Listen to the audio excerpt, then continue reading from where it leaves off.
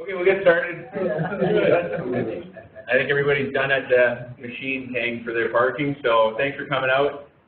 This is a long time in the making. I'm trying to get Mark to come up to BC since I think 2011, or maybe 2012. We had Mark Hurley come up, who was one of his students, to talk about mule deer at the BCW convention a few years ago.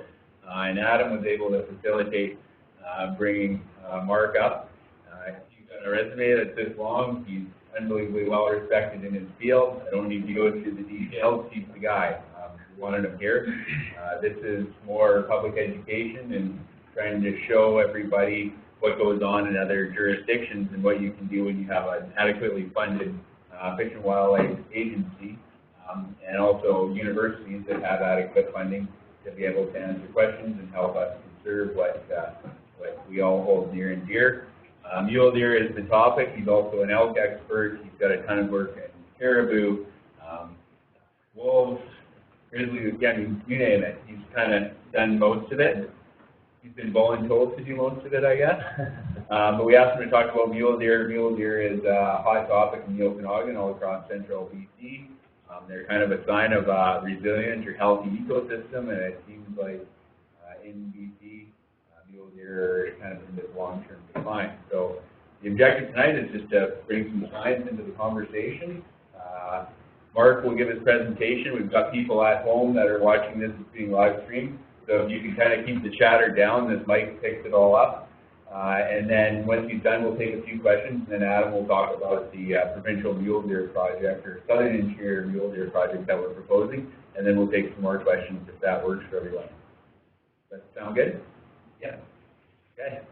Thanks. Great. Yeah. Well, so first I want to make sure, I'm mic'd up here, and so if I trip, that'll be kind of embarrassing, but make a lot of boom. But everybody hear me okay? Okay. Yeah. Right on. Okay. And I mean, I'm a professional talker at undergrads all day, so if I trail off, that's pretty embarrassing, right? So, but first I want to say a big thank you to Jesse and Adam for inviting me here, and for you, for all of you guys coming, and hoping that this is at least useful, even if 10 or 20% of what I say is useful or helpful, then I hope I've done my job, and I really mean it. I've heard people come all the way from Vancouver, and there's a lot of people streaming in, and that's cool for me to see, because it's great to be back in BC. So I'm in Montana. A few people have already asked me. So I am Canadian. I grew up in Ontario, Quebec, lived in Alberta. My mom's in Vancouver Island and Victoria. I've worked for the BC government for 17 years. My brother's there. My other brother's in the Yukon. And I ended up in Montana somehow, and it's a long story how.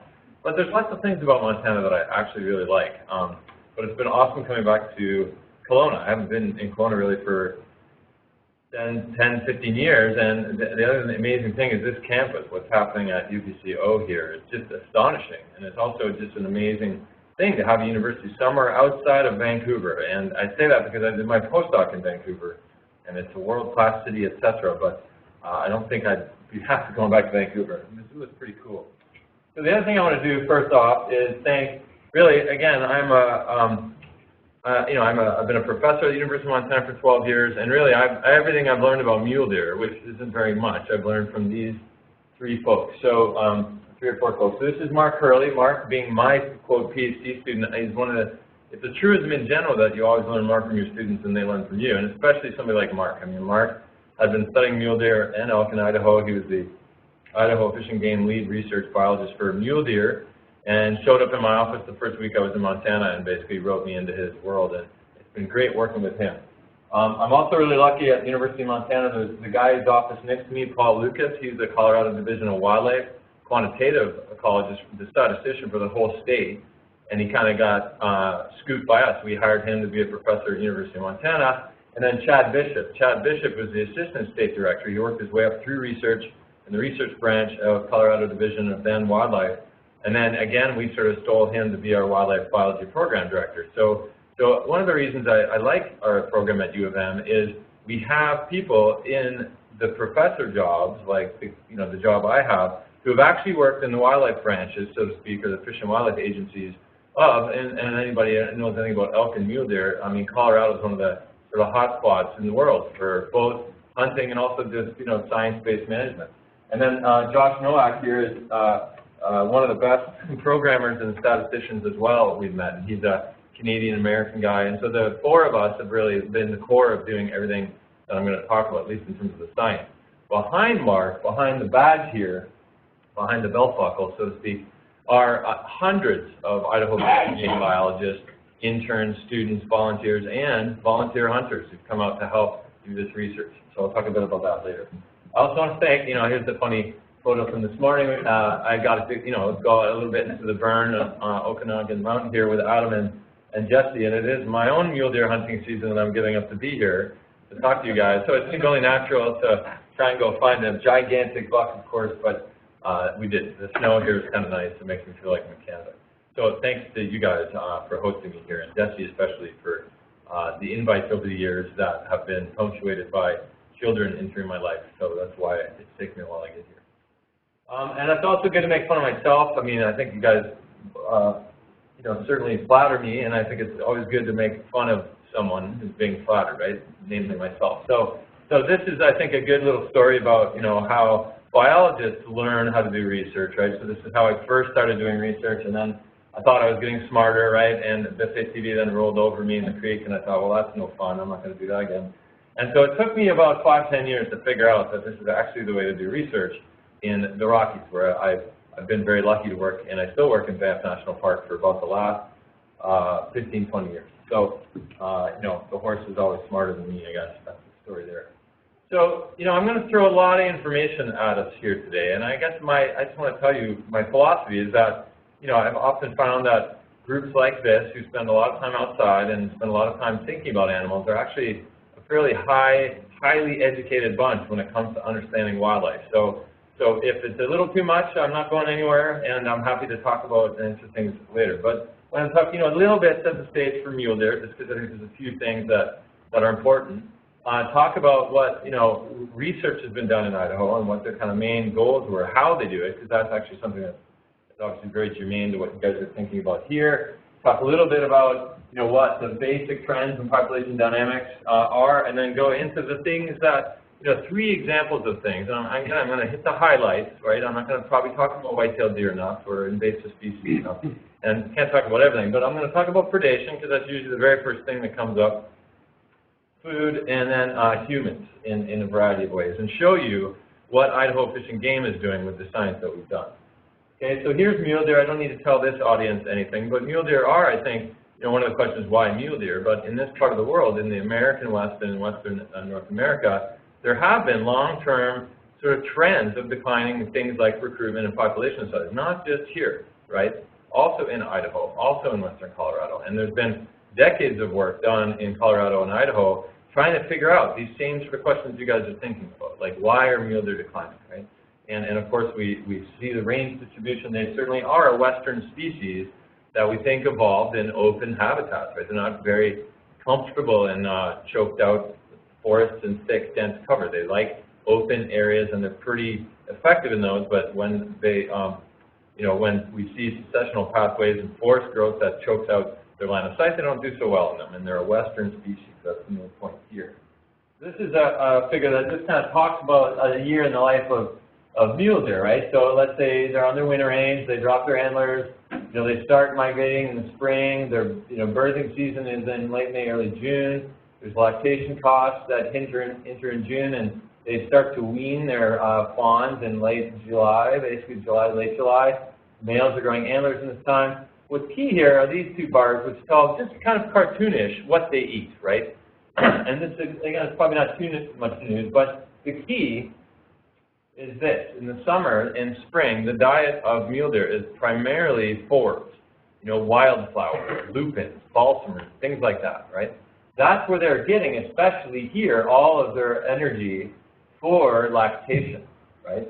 So then the winter comes along, right, and this is, they go up to usually a higher elevation summer range, and they migrate back this time of year. Snow is often the trigger, back to winter ranges. In the fall, what's even notable is the proportion of diet in the fall is still dominated by forbs, wildflowers, right?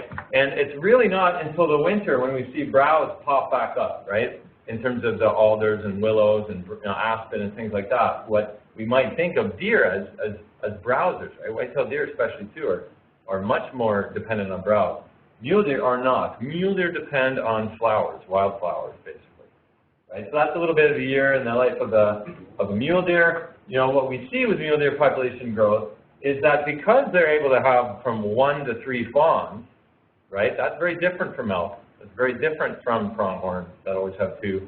But because they can have from 1 to 3 fawns, 3 is rare, but they're capable of doing that, they're able to show explosive population growth rate. They can recover, right? If habitat and other factors are sufficient, they can really explode. They like, you know, they show strong fidelity to those annual summer ranges they migrate to. And studies over the West have shown us really that, I emphasize that forage story because we've learned that summer forage quality, right, those forages that they're getting, is really critical for overwinter survival, body growth, etc. I'm going to show you a bit of that data today, right? And of course, in winter, the key is just not wasting that energy. The summer is when they build up those fat stores, and the winter is when they try not to spend it, basically. And I think in the entire ungulate field, we've sort of come to understand, you know, 20, 30, 40 years ago, the story was winter range, winter range, winter range. But we've come to understand that winter range is important, and I'll talk about why later, but it's not just winter range. We can't take summer range for granted, because the summer range is when they get those fat stores back, right? It's like a checking and savings account, right? They need to build up those savings in the summer, and they spend them in the winter. and so in the sort of annual life cycle, we see fawns birth here, fawns are born here. In spring green-up, they survive over the summer. We call that neonate survival, just like in humans, early fawn survival. Plants start to stop growing here, then there's winter, and at least, it's something I don't know about here, and again, I'm speaking from an Idaho, Montana setting, but one of the sort of challenges with management is that we set our harvests, at least in Idaho, right? So Idaho Fish and Game, Montana Fish, Wildlife and Parks decides how many animals to shoot the next fall, right, by setting a harvest season this time of year, January, right? But they don't actually know how many deer are going to be there next fall, right? It sort of sets up a bit of a management challenge. You got to change your regs, you got to get, you know, things in print and change sort of information on harvest if there's a change in harvest. And so what we do at the end of the talk, we'll talk about how we sort of try to improve the link between setting harvest and what the prediction of fall population size would be for bucks, for example. And so in Idaho, I'll just zoom in. Here's Idaho, the Idaho Panhandle. I just told somebody, here's Missoula, right? So I'm here in Missoula. You can see Missoula is 20 minutes from Idaho. The funny story about the boundary of Idaho and Montana is when the original surveyors came through, here's the Continental Divide, and they were told to stay on the Continental Divide. Everything west of the Continental Divide was supposed to be Idaho. Everything east was supposed to be Montana. So they got here and they took a wrong turn because these are big mountains, and they thought, oh, those are big mountains. That must be the Continental Divide. But the Continental Divide does this. It goes over here. It's this kind of weird little jog over to Helena and stuff. And so all of this really, west of the Continental Divide, really should be Idaho. So that's kind of the joke, right? That's sort of why they send us all the money at the University of Montana. That's how they tell their senators that. And the work really here focuses on the southern part of Idaho, which you might think, oh, well, that's not that relevant for this part of the world. But these areas here, what are called the sort of conifer, sort of grassland systems, are pretty similar to this part of the world. Like I've been in areas near Salmon and Smoky here that are really quite similar to central BC. Once you get, of course, in the Snake River Plain, it's semi-desert, and these are Aspen mountain foothill systems which have similarities to BC. It's really just the shrub steppe in Idaho that's a bit different. But even still, there's some similarities here with the Chilcotin, for example. So here's some pictures of summer range. This is what we call this Aspen ecotype of summer range. It's some of the best habitat quality in Idaho because everything that grows in the Aspen Stand is edible, basically, for mule deer. Lots and lots of wildflowers. Here's the shrub steppe summer range. Again, you can probably imagine some parts of BC, this part of the world that look not too dissimilar. Here it is in the winter, right, where there's lots of areas of very low snowfall. This is by Challis, Idaho, which is really technically semi-desert. It gets, you know, less than 10 inches, 5 to 10 inches a year of precip. And then in the mountains, right, the sort of more dense coniferous forested stand. So again, I mean, not too dissimilar to some parts of the world around here. Here's the data. Here, all these are not just even individual mule deer home ranges, These little blobs are groups of mule deer, populations of mule deer. And I'll tell you some of the numbers that Idaho Fish and Game used to develop these. But the point is that we've covered this whole area of southern Idaho more or less with sampled winter ranges in gray and sampled summer ranges in green, right, to actually see what mule deer are doing. Now, you know, it's always kind of fun to talk about the field methods. Here's Mark and his technician Haley. And really, we know this, and you guys are on the same page here, like from previous research, years and years and years of studies on mule deer, we know really winter fawn survival, right? The survival of fawns from now to the spring is one of the main things driving mule deer population dynamics, and I'll show you some data in a minute. So we thought ahead of time, Mark did, and when they started this, we should monitor that. We should get fawn adult female ratios, so fawn-doe ratios. Those are kind of simple things to measure that, well, they're not simple, but they're at least cheaper than collaring and capturing the animal.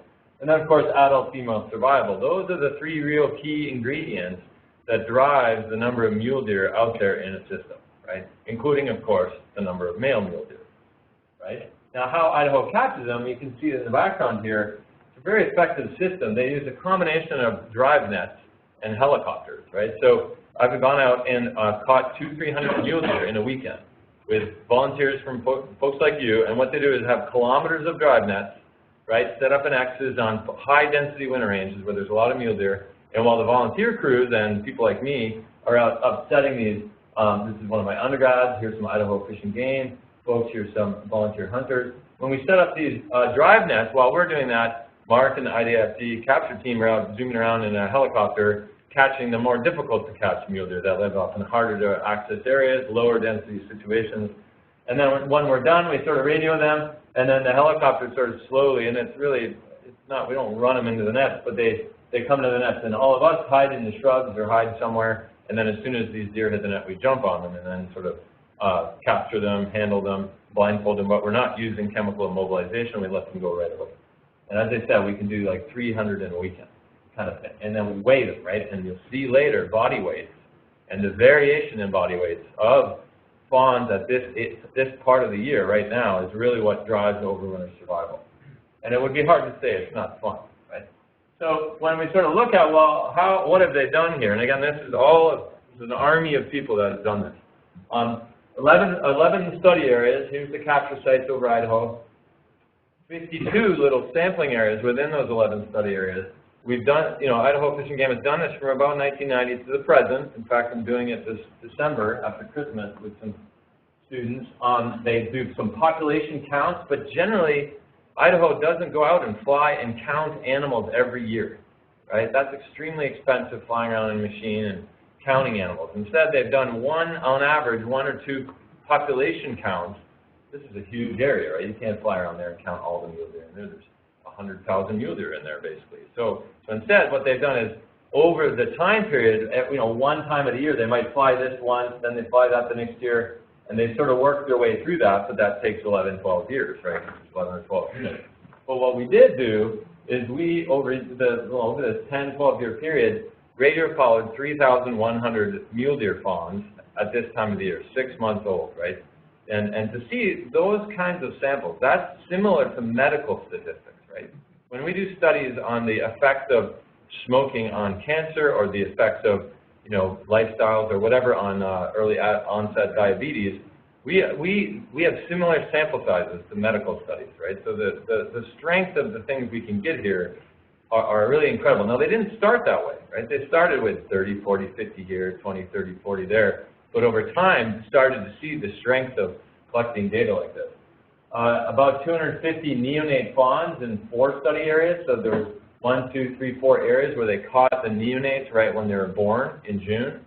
That's pretty laborious and expensive. And then 5,500 adult female years. So that's one female collared for 1 year. So you collar them once and they live 4 years, that's 4 years. The actual number of individual females is somewhere in the order of 2,000 to 2,500. Right, over that time. So again, it's an astonishing data set, which has sort of been a privilege to sort of play with, so to speak, over the years. And then lots and lots of GPS data, right, as you can imagine nowadays, GPS collars. Okay, so that's how Idaho Fish and Game did things. So what are some basic things we found out, right? So, here's average fawn-doe ratios. And the way a ratio works, and I always just take a minute to explain this, is if you have one female and it has one fawn, and that fawn survives to the end of the year, that's the ratio of 1, right? That's 1 to 1. And so what we've done is convert this then to the number of fawns here, right, per 100 does, right? So if you have 90 fawns, that means that basically 90% of the fawns, assuming 1 doe, 1 fawn, survive the year. Now, of course, mule deer are a bit tricky because they have often 2 fawns, right? So with the elk, it's very simple, the math's easy, right? 1 fawn or 1 calf, 1 elk. You don't have to think about it that way. But here, this is telling us, okay, 90 fawns per 100 does at the end of the calendar year, at the end of the biological year, I mean, right? That means about 90% of singletons survive, say. And you can see that there's variation, right? That's the main point here, is that as I said, there's these aspen ecotypes, these aspen habitat types are generally the highest quality in terms of fawn survival, right? Shrubs are intermediate and conifers are sort of also intermediate, right? So we see variation in space, right? There's some areas that are always better, right? And there's some areas that are always terrible to be a mule deer fawn in, right? So that's sort of, just to set the stage, variation in really quality here, right? We see the same things broken out then over time, right? So these are the same fawn-doe ratios, again, between these shrub, aspen, and conifer ecotypes. And again, if we think of aspen, aspen is almost always the best ecotype in time, right? Whereas conifer is almost always the least high ratios, or it's a tie, basically, between shrub and conifer. So again, there are some places that are always better mule deer habitat in time, right? Not that surprising in terms of survival. What's really fun, though, is when you start to think of winter survival. So this is the survival rate of mule deer fawns caught around this time of the year over the winter. And if you can see a pattern in that, I'd be really happy to hear about it, right?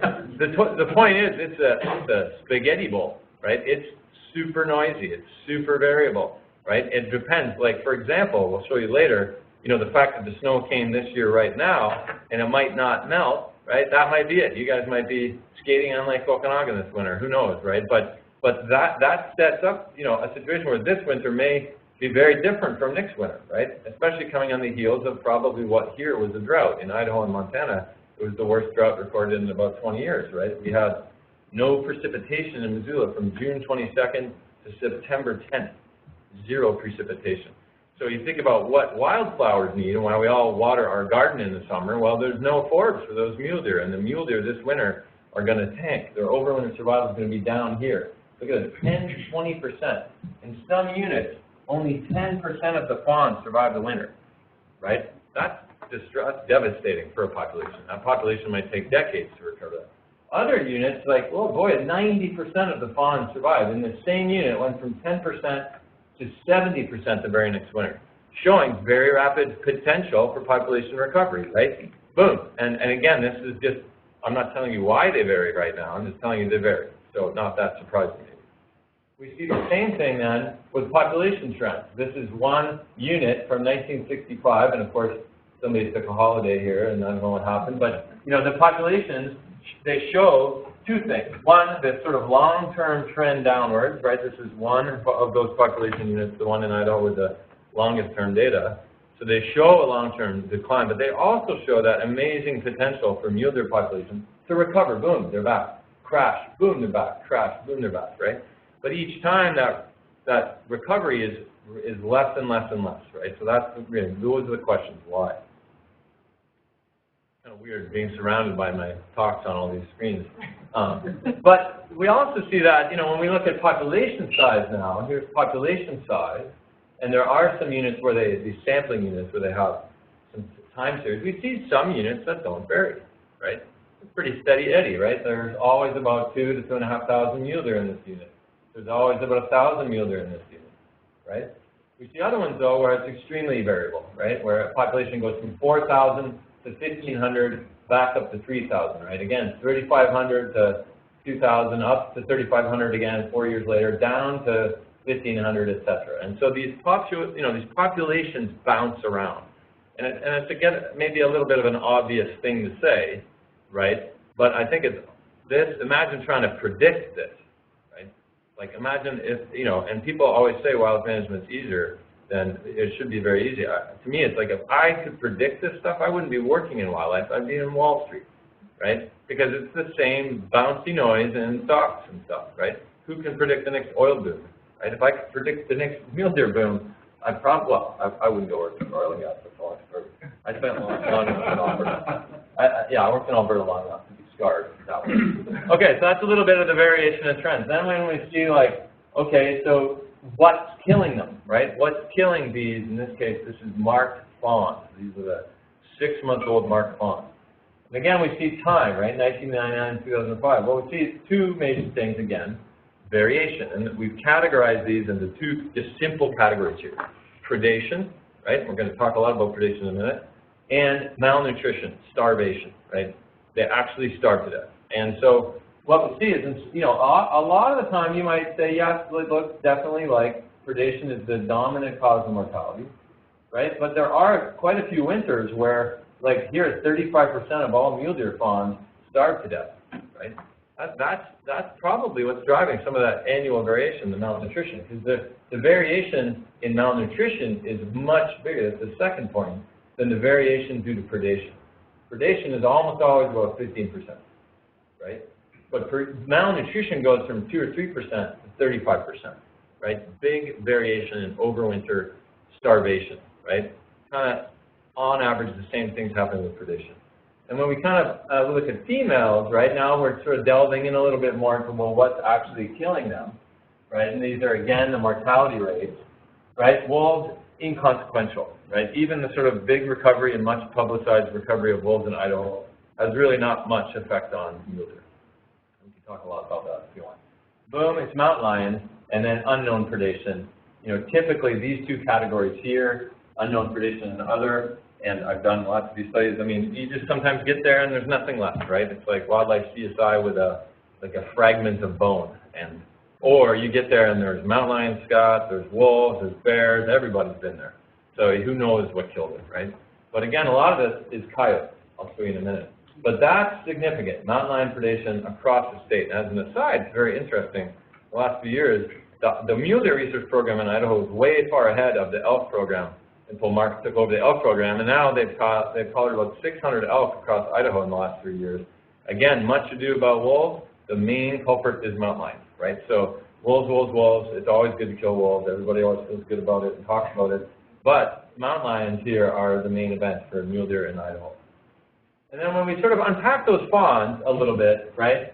Here's a severe winter. Here's a mild winter. And again, I'm sort of hitting on this theme that, basically, the animals that get killed in a severe winter, here's the pie graph of those that are alive. Here's those, that severe winter. Look how many are dying of malnutrition, right? Coyotes, this is a different unit. Coyotes, mountain lions in the same, wolves, barely a blip. But then in a mild winter, right, look how many alive, and starvation goes away, right? But what doesn't change much is predation, right? It's about the same. What does change, though, is the malnutrition mortality, right? So if this turns out to be a very severe winter, right, it doesn't, if you think about it, it doesn't really change the number of mountain lions out there. It doesn't really change the number of coyotes out there necessarily. But it definitely changes their ability to survive, and mule deer are very vulnerable to starving in the winter, right? So that's kind of cool. And then this is like a little example, something I always sort of use as an example. This is one of, again, Mark's lead technicians in Salmon, Idaho. And, this is where we start to think about, well, why are they dying, right? Why are they dying of starvation? Why are they dying of winter mortality? And what we find is that birth weight, right, and I'll explain in a minute, how much they weigh when they're born is really explained by what happened last summer, right? How good was the food last summer that your mother ate, and how much weight did she gain, how much fat did she put on that helped her carry you in utero over the winter, right? And so here's a fawn born. This fawn weighs, 2.4 kilos, and 3 days later, after the sort of early spring snowfall, was dead, right? Died of who knows what, just flopping around in the grass and had starved or something, right? And no predator killed it, nothing. And so the vulnerability, these animals' vulnerability to predation and vulnerability to mortality is really heavily dependent, much more so than elk. Elk can really, and caribou, elk and caribou can really just power through some bad weather, but mule deer really can't. They're not as good at that, right? And when you see one day, the same day you catch a 2.4 kilogram mule deer fawn, and the very next day you catch a 5 kilogram mule deer fawn, both born on day 0, right? Who do you think is going to win? The 5 kilo fawn, right? They're the ones that are going to survive the next winter because they got a head start. Right? It's like the Head Start program. Okay, so let's talk more about predation, right? That's always everybody's favorite thing to talk about. Who am I? So, you know, I'll start here, right? So this is sort of like the sort of way that most mule deer studies start, right? So it's I suppose you're going to blame me for your mule deer problems again, says the coyote, right? And so certainly that was the call in Idaho. When I showed you those declining population trends, the answer is always killing wolves, right? The answer is always killing coyotes. The answer is always killing mountain lions because it's so easy. And I'll show you that in a minute. And so Mark designed, and I helped a little bit on the mop-up end of this, but Mark then, in Idaho Fish and Game, designed an experimental predator control study where they, in these two areas here, I'm kind of bouncing around, right here in southern Idaho, they had an area in gray, minimal removal, unit 54, unit 56, where there was always, you know, it's always a little bit of harvest of mountain lions, always a little bit of harvest of coyotes, but they did not then hammer them. And so units 55, 57, 73A, and 73E, and I'll show you some numbers in a minute, they really threw the kitchen sink at coyote populations and mountain lion populations, and they did so, and they then wanted to see what were the effects of wolf control on mule deer survival and mule deer population size. So again, what's the survival rate of mule deer when we kill and don't kill predators? How are they influenced by other things, right? Weather, other prey populations. I'll tell you in a minute about that. And really, the ultimate goal, we don't really care in some ways if they survive better. We want more mule deer, right? So like, what's the end story, right? Will predator removal increase mule deer populations at a management scale, at a deer population unit scale, or at one of these GMUs, these game management unit scales? This is, again, southern Idaho, South Idaho Falls. So here's, you know, okay, the first thing when you do a predator control study is, okay, did you actually kill any, right? Did you remove any predators? So here's mountain lions removed per 1,000 square kilometers, right? And again, to give you a sense, right, like it's kind of a, well, I don't know what 1,000 square kilometers is, but average mountain lion densities in this part of the world are about 3 to 4 mountain lions per 1,000 square kilometers. Sorry, about 30 mountain lions per 1,000 square kilometers, right? So, you know, they're moving somewhere in the realm of, you know, in this unit 73 again, this is the experimental treatment, you know, about a third of all the mountain lions, right? If I'm telling you that there's about 30 is about the average, they're moving about a third of them, right? And they're doing so with houndsmen, right? With hunter harvest, with recreational mountain lion harvest. And anybody who knows anything about recreational mountain lion harvest knows that it's tough to get houndsmen to do anything. It's, you know, like herding cats, and I'm sure I've made a joke here about some houndsmen in the room that will come and pound me later or something, but, you know, recreational harvest is tough, right? Like, and yet they achieve a removal rate of about a third of mountain lions. With coyotes, they have, in the U.S., they worked with APHIS, sort of Wildlife Services, and again here removed a bigger number, right? So here we're talking about 1 to 200 coyotes removed per 1,000 square kilometers. And again, it's tough to say, well, the key is, well, how much the population of coyotes were being removed, and the estimate that Mark and Idaho came up with is anywhere from, really from 50 to 70% of all the coyotes were being removed. So again, you know, humans for hundreds of years have thrown, well, at least 100 years have thrown the book at coyotes, and trying to remove 50 to 70% of coyote populations, a pretty big achievement in this context, right? Some people would find it abhorrent, that's fine, but at least from an experimental treatment, it's a big effect, right? So yes, check, Idaho did get rid of predators. Okay, so what did it affect on mule deer survival? And again, there's a lot going on here. Here's the mule deer, here's the mountain lion removals again, right? And so then, now the tricky part in the predator control type studies, this treatment, right? It's like a medical treatment, that's the predator removal, right? 73 is where predators are removed. This is the experimental control, the baseline, right? So you can see when you got an experimental control and a control, it's tricky. So just keeping the dash line here, okay, mountain lions being removed. Oh, everybody's, oh look, mountain lions, mule deer, summer adult female survival, went up, right? But then boom, it's about the same, right? And, here was the reference, right? So the reference area was lower in one year, but all the other years, there was really no difference in adult female survival in the summer. Kind of like it's a wash, right? So, okay, adult female survival, no.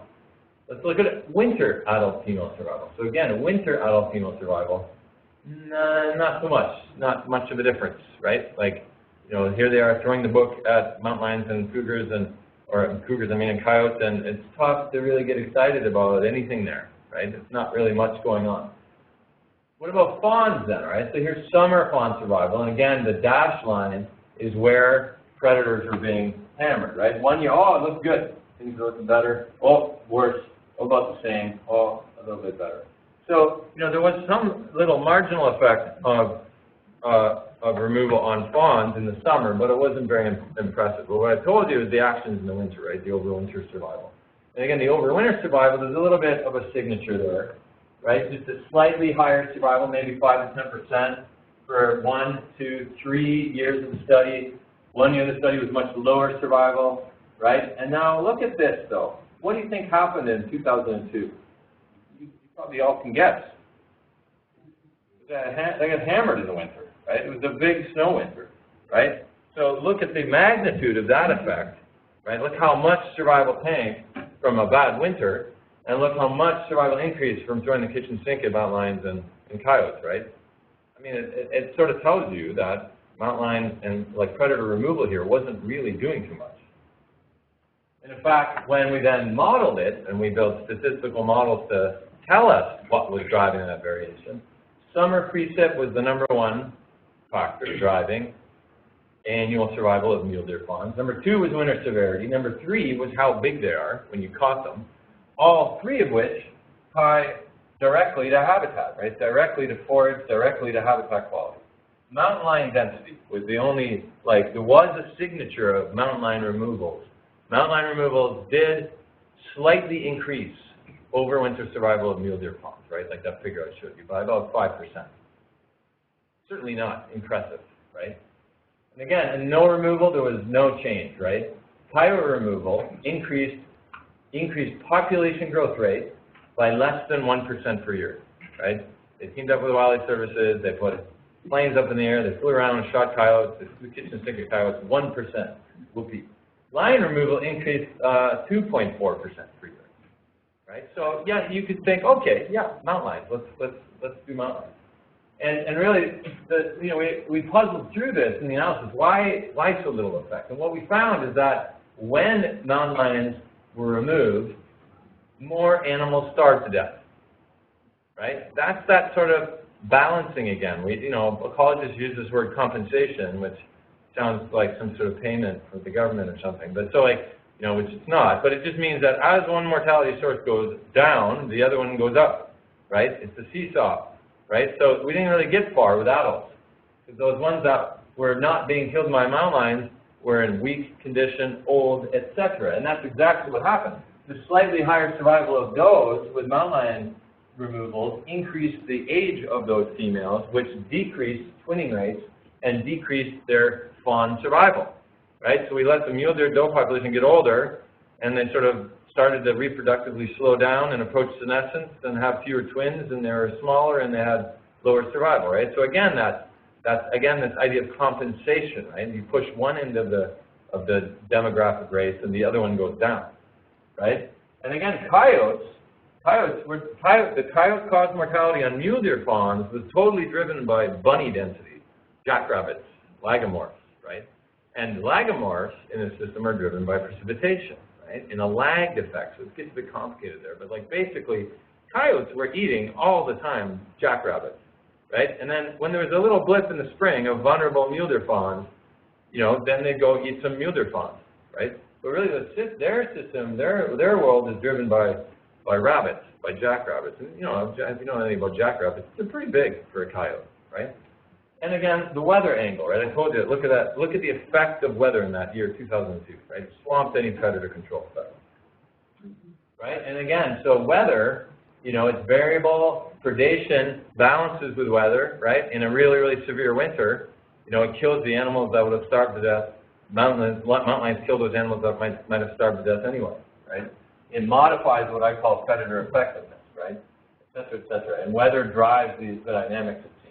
And so Idaho Fish and Game, they did this big study, it cost millions of dollars, and they have basically adopted a policy across the state that Idaho will not do mule deer or predator control for mule deer population enhancement. They just won't. And people show up every once in a while at the commission office saying, we demand you kill all the mountain lions and coyotes, and they say, look at our big expensive study, why do we do that if you don't want to pay attention to it, right? Well, what we did as kind of an interesting little case study here is, okay, there was a little effect, right? A little effect. Okay. So if, like, say, if increased trophy harvest was the objective, right, let's say you want 4-year-olds, like a 4-point rule or something, right, so we estimated that you'd get 6 additional 4-year-old males in a unit, right, and these units aren't those big units, these are smaller sort of harvest management units, right, and it would cost you, right, males would survive to harvestable age over 10 years or something, over 10 years, that's what I mean 10 years of time. If you did this predator control for 10 years of time, it would be about $17,000 per mule deer, right? So that didn't seem like a good deal, right, if you really think about it in a sensible way. Like, that seems kind of expensive, right? Like, to grow a couple big mule deer. Even though I'm a big fan of big mule deer, right, there has to be a better way. And that was, like, my favorite little part about the paper. And so really it comes down, what regulates mule deer population size, right? So, like, I'm sort of painting a picture. Predation has an effect, yes, but, you know, it's difficult to manage, and it costs a lot, and I don't even want to talk about the controversy you get into when you do it, right? This is Idaho, where, you know, wolf control, predator control, it's kind of civic duty in Idaho, right? I mean, but, you know, other parts of the world, it's not so viewed so good. As I know, it was a careless story. So let's go deeper into then what's going on with body size, right? Okay, so here's, again, forbs, right? Number one forb for forage quality in Idaho. Does anybody know what this is? There you go, right? If you really like mule deer, you should know it. Sticky geranium, right? It's about the same protein content as alfalfa, right? That's what they want. And now all the rest of these things. There's browse, right? We all talk about browse surveys. Browse is sort of eating cardboard all winter, right? And just kind of keeping the engine going and living on the fat that you get from these. And again, I remind us that 85, 64, and even 60% of the diet of mule deer in spring, summer, and fall are beautiful little wildflowers, right? That's what they're eating. That's where they're getting the protein. It's like spinach, right? They're just eating spinach all summer. Okay, and so again, we think of this, what drives overwinter survival, and then what drives the number of harvestable animals the subsequent fall is over summer forage quality, right? Over summer forage in a system. And so, you know, the dirty way to get a handle on this is just good old veg surveys, right? And I've done about 2,000 veg plots. I usually pick the pretty ones. Here's my PhD advisor, Evelyn Merrill, right, on a heavily overgrazed winter range that's our elk winter range in Alberta. But Evie pretty much taught me everything I know about vegetation and forage quality from an ungulate perspective, and she worked with Charlie Robbins and John and Rachel Cook at Wazoo, Washington State University in Pullman. Right? We have lots of captive animals too, and you can learn a lot that way. I can explain this later. That's a plant camera that we have, taking pictures of plants all summer to figure out how green they are. Right? So then we link up with satellite data so that we can actually estimate using satellite data the protein content of plants on the ground. And again, there's no way to kind of skip over this if you really want to understand veg quality. The dog's there for morale, of course, right? And of course, then it brings us to, you know, questions of, well, how do you get more spinach, right? How do you get more of these nice flowers that they need all summer? And of course, in this part of the world, right, these are interior BC, Montana, and Idaho all have the same fire ecology, right, that we've really done a good job suppressing. And I see lots of heads nodding. This is not rocket science, not very surprising to people. And I sit in the project advisory committee of Montana Elk Foundation, and Elk Foundation raises about $500,000 a year in Montana to spend on habitat enhancement and I do everything I can to spend it on fires, right? And I know fires are unpopular after a big summer like we had this last summer, but prescribed fires can actually be an effective fire management tool as well to prevent catastrophic big fires in July and August. So it should be a win-win situation, and yet they're very difficult to pull off, right? They're very difficult. They can be a little expensive, you know, especially when they go out of control, but agencies need lots of support to do them. And how this works in the U.S. is that Rocky Mountain Elk Foundation has a Forest Service officer, a Forest Service staff member works in the Elk Foundation office, and their job is to serve as a liaison between the U.S. Forest Service and their prescribed fire program and Elk Foundation money, right? So it really takes that sort of private-public partnership to sort of kick the Forest Service into doing the right thing. I mean, there's lots of good people in the Forest Service, don't get me wrong, but like, you always need to nudge, you know, people to do the right thing. And so when we think of prescribed burns, right, this is year zero. This is like there was a spring prescribed fire in April. This is year zero. This is a month and a half later, right? That's spinach, basically, if you're thinking about protein quality, right? And so what we see, and again, this is data from the Canadian Rockies, but when we look at biomass of green spinach out there, right, this is grams per meter squared, and you can convert that to kilos per hectare if you want, or pounds per acre, or whatever, but you get the point. Here's age since burn. This is, again, year zero. This is year 20 after a burn. And we see the short-lived, right? It's pretty short-lived, actually, from about 2 to 5, right? 2 to 5 years, you get a blip, right? And now, you get some areas like a massive blip, but you get about a doubling or tripling of forage biomass of, and I should say, this is herbaceous forage. This is grass and forage, like flowers and grasses, right? And then it kind of declines back to normal, right? So, and again, when we understand the ecology of the Intermountain sort of Doug fir, Little Elation, ponderosa pine systems, we know that First Nations people and Native Americans burn these all the time.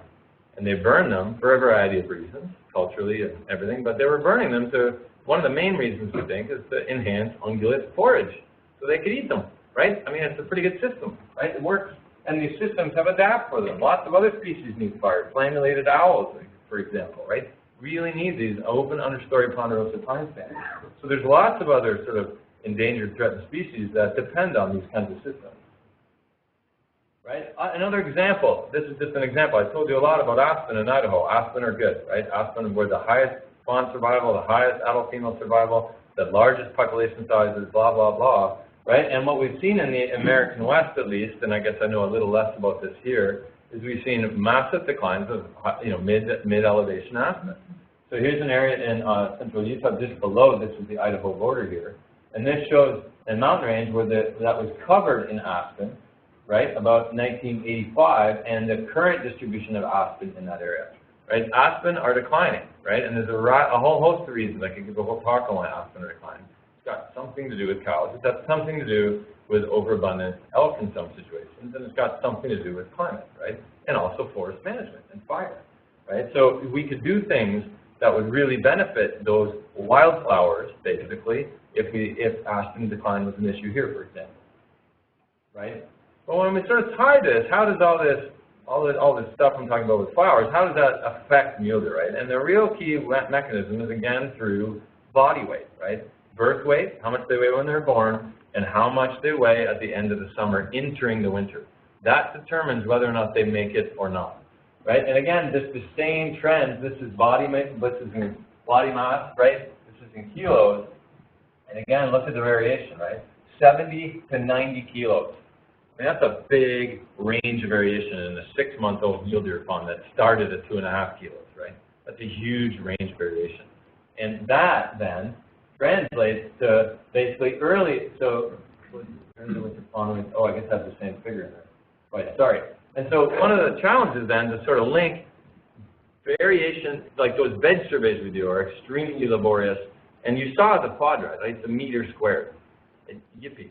How are you going to scale up from a meter squared estimate of biomass to estimate the amount of forage quality available across an entire mule deer range or something, right? And you can't do that with ground surveys. And so that's, again, where really the sort of remotely sensing like satellite revolution comes in. So this is a picture of the MODIS satellite, right? MODIS means something, it doesn't matter. But the MODIS satellite covers the Earth every like couple days and takes high resolution imagery, right? And that's available that people like me can just go download and figure out. And look, here's a picture. This is central Idaho. This is on Julian Day 93, so that's about April. And this is that same area, the greenness of that area, 4 months later at the end of the summer, right? So we can see that spinach, so to speak, from space, right? And this is actually old technology now. This MODIS satellite, about 2000. Interestingly, the guy who designed the MODIS sensor was a tree physiologist at University of Montana, a guy named Steve Running, who wrote the IPCC 5th assessment on climate change. And so he started off measuring trees and moved up to a satellite to do them. But we can measure grassland and herbaceous forage quality using this thing. And here's like a little example, right? Here's April 11th and here's October 4th. And here's the change in that green. These are the units you get from satellites, so you don't really know what they mean. It kind of, who knows what they mean. But then what we do with those cameras and with our ground data is we correlate, right? We look for the relationship between these satellite data of the growing season and what it means for our mule deer, right? What does it mean for our mule deer in July? And we can build models that tell us what the forage quality is in these areas, right? And when we do that, right, and we try and explain body mass, right, we see that there are equal contributions of spring forage quality and fall forage quality, right? And again, there's a lot of math here, and in some ways I apologize, but I'm trying to explain it, right? This is about 65% of correlation. This is about 69% correlation. In terms of the fall, right, the forage quality in the fall is actually slightly more important to determining body mass when they're 6 months old, right? Forage quality in the spring, we always think, spring green up, that's the most important. Well, it's not. It's always green, right? Spring always comes. Spring always comes. What doesn't come is a wet fall, right? And we see that variation between years. That means that spring and fall have an equal influence on 6-month-old body mass. And then 6-month-old body mass really strongly determines overwinter survival combined with winter precipitation, right? So that's what drives basically overwinter survival of mule deer. And how do they get big? They get big by food, right? They get big with habitat. That's how they get big. That's how they survive predation. That's how they survive the winter. Right, and so we see the spring-fall forage quality determines body mass going in the winter. It determines the birth mass the next spring. There's a whole other set of analyses I could say to talk about that. But basically, we come back here, the spring this year determines how big, right? Spring and fall determines how big the fawns next year are going to be, right? And so if we just think through this last summer, at least in Idaho and Montana, it was the drought, right? The mule deer mothers weren't going to be able to gain much weight, right? So now it starts to snow, boom, November 1 or whatever. And so next spring, our models would predict that the birth weight of fawns in Idaho will be much lower, probably 30–40% lower than average birth weight, right? That carries forward, right? That's like a debt you can't get out of. And now when we think, well, how is forage quality? What's that? That's driven by basically habitat type. I think I talked about succession, fire. Obviously, we could go on a little bit, cows, weeds, etc., right? And of course, it ranges the specter of climate change, right, which is a tough one, right? That's a tough one. But if the spring and fall are doing this, right, and the spring's moving up like this, and we've got a longer period without precipitation on average in the summer, that's going to be very bad for mule deer. I know, but especially mule deer. And again, habitat is where I come to. Let's talk about humans now. So, and I think that, again, I don't know much about this part of the world, but I just Googled a picture of the Okanagan here, like, Kelowna, about 100 years ago. And you can imagine this is all wonderful mule deer winter range. It's also wonderful trophy home range. It's also wonderful everything range, right? We like it. We grow orchards there. I mean, so, you're not going to be surprised where I'm going with this. But of course, I think when we think about destruction of habitat, we have to really think about us, right? And so I'll tell you some stories a little further afield now. This is Colorado, a former student of mine, Heather Johnson, who went down to work with Colorado Division of Wildlife. This shows trends, mean annual increase in residential development from 1980 to 2010.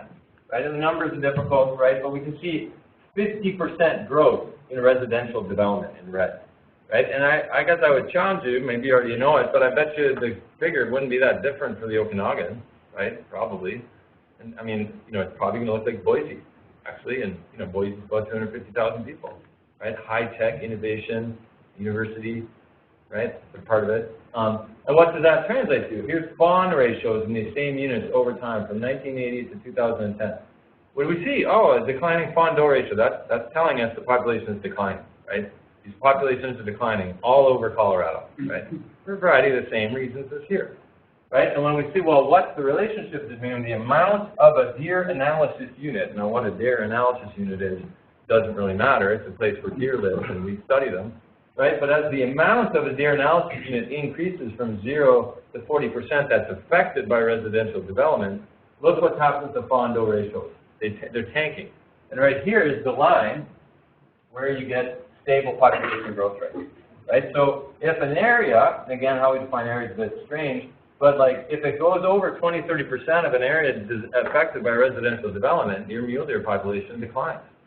And then look at the effects that I just told you, a whole big story, right? I told you a huge story about precipitation driving the system. Look at the magnitude of the effects. Residential development overpowers the effect of weather, even, right, in these systems in Colorado. Now, I'm not sure if the story is exactly the same here. I'm not sure, but it would behoove one to look, right? So residential development. There's a nice mule deer with, you know, Christmas lights and antlers, right? How many people love urban deer, right? Yeah. I'm trying to avoid those projects like the plague, personally. But that leads to the second major loss of habitat and populations, I think, caused by humans, of course, habitat fragmentation and road mortality, right? Here's all the, they're crossing the road, etc. And I guess I want to just highlight colleagues of mine in Wyoming. I'm going to be there on Monday, actually. I'm on a little bit of a junket here. But a colleague of mine at the University of Wyoming has started what's called this Wyoming Migration Initiative.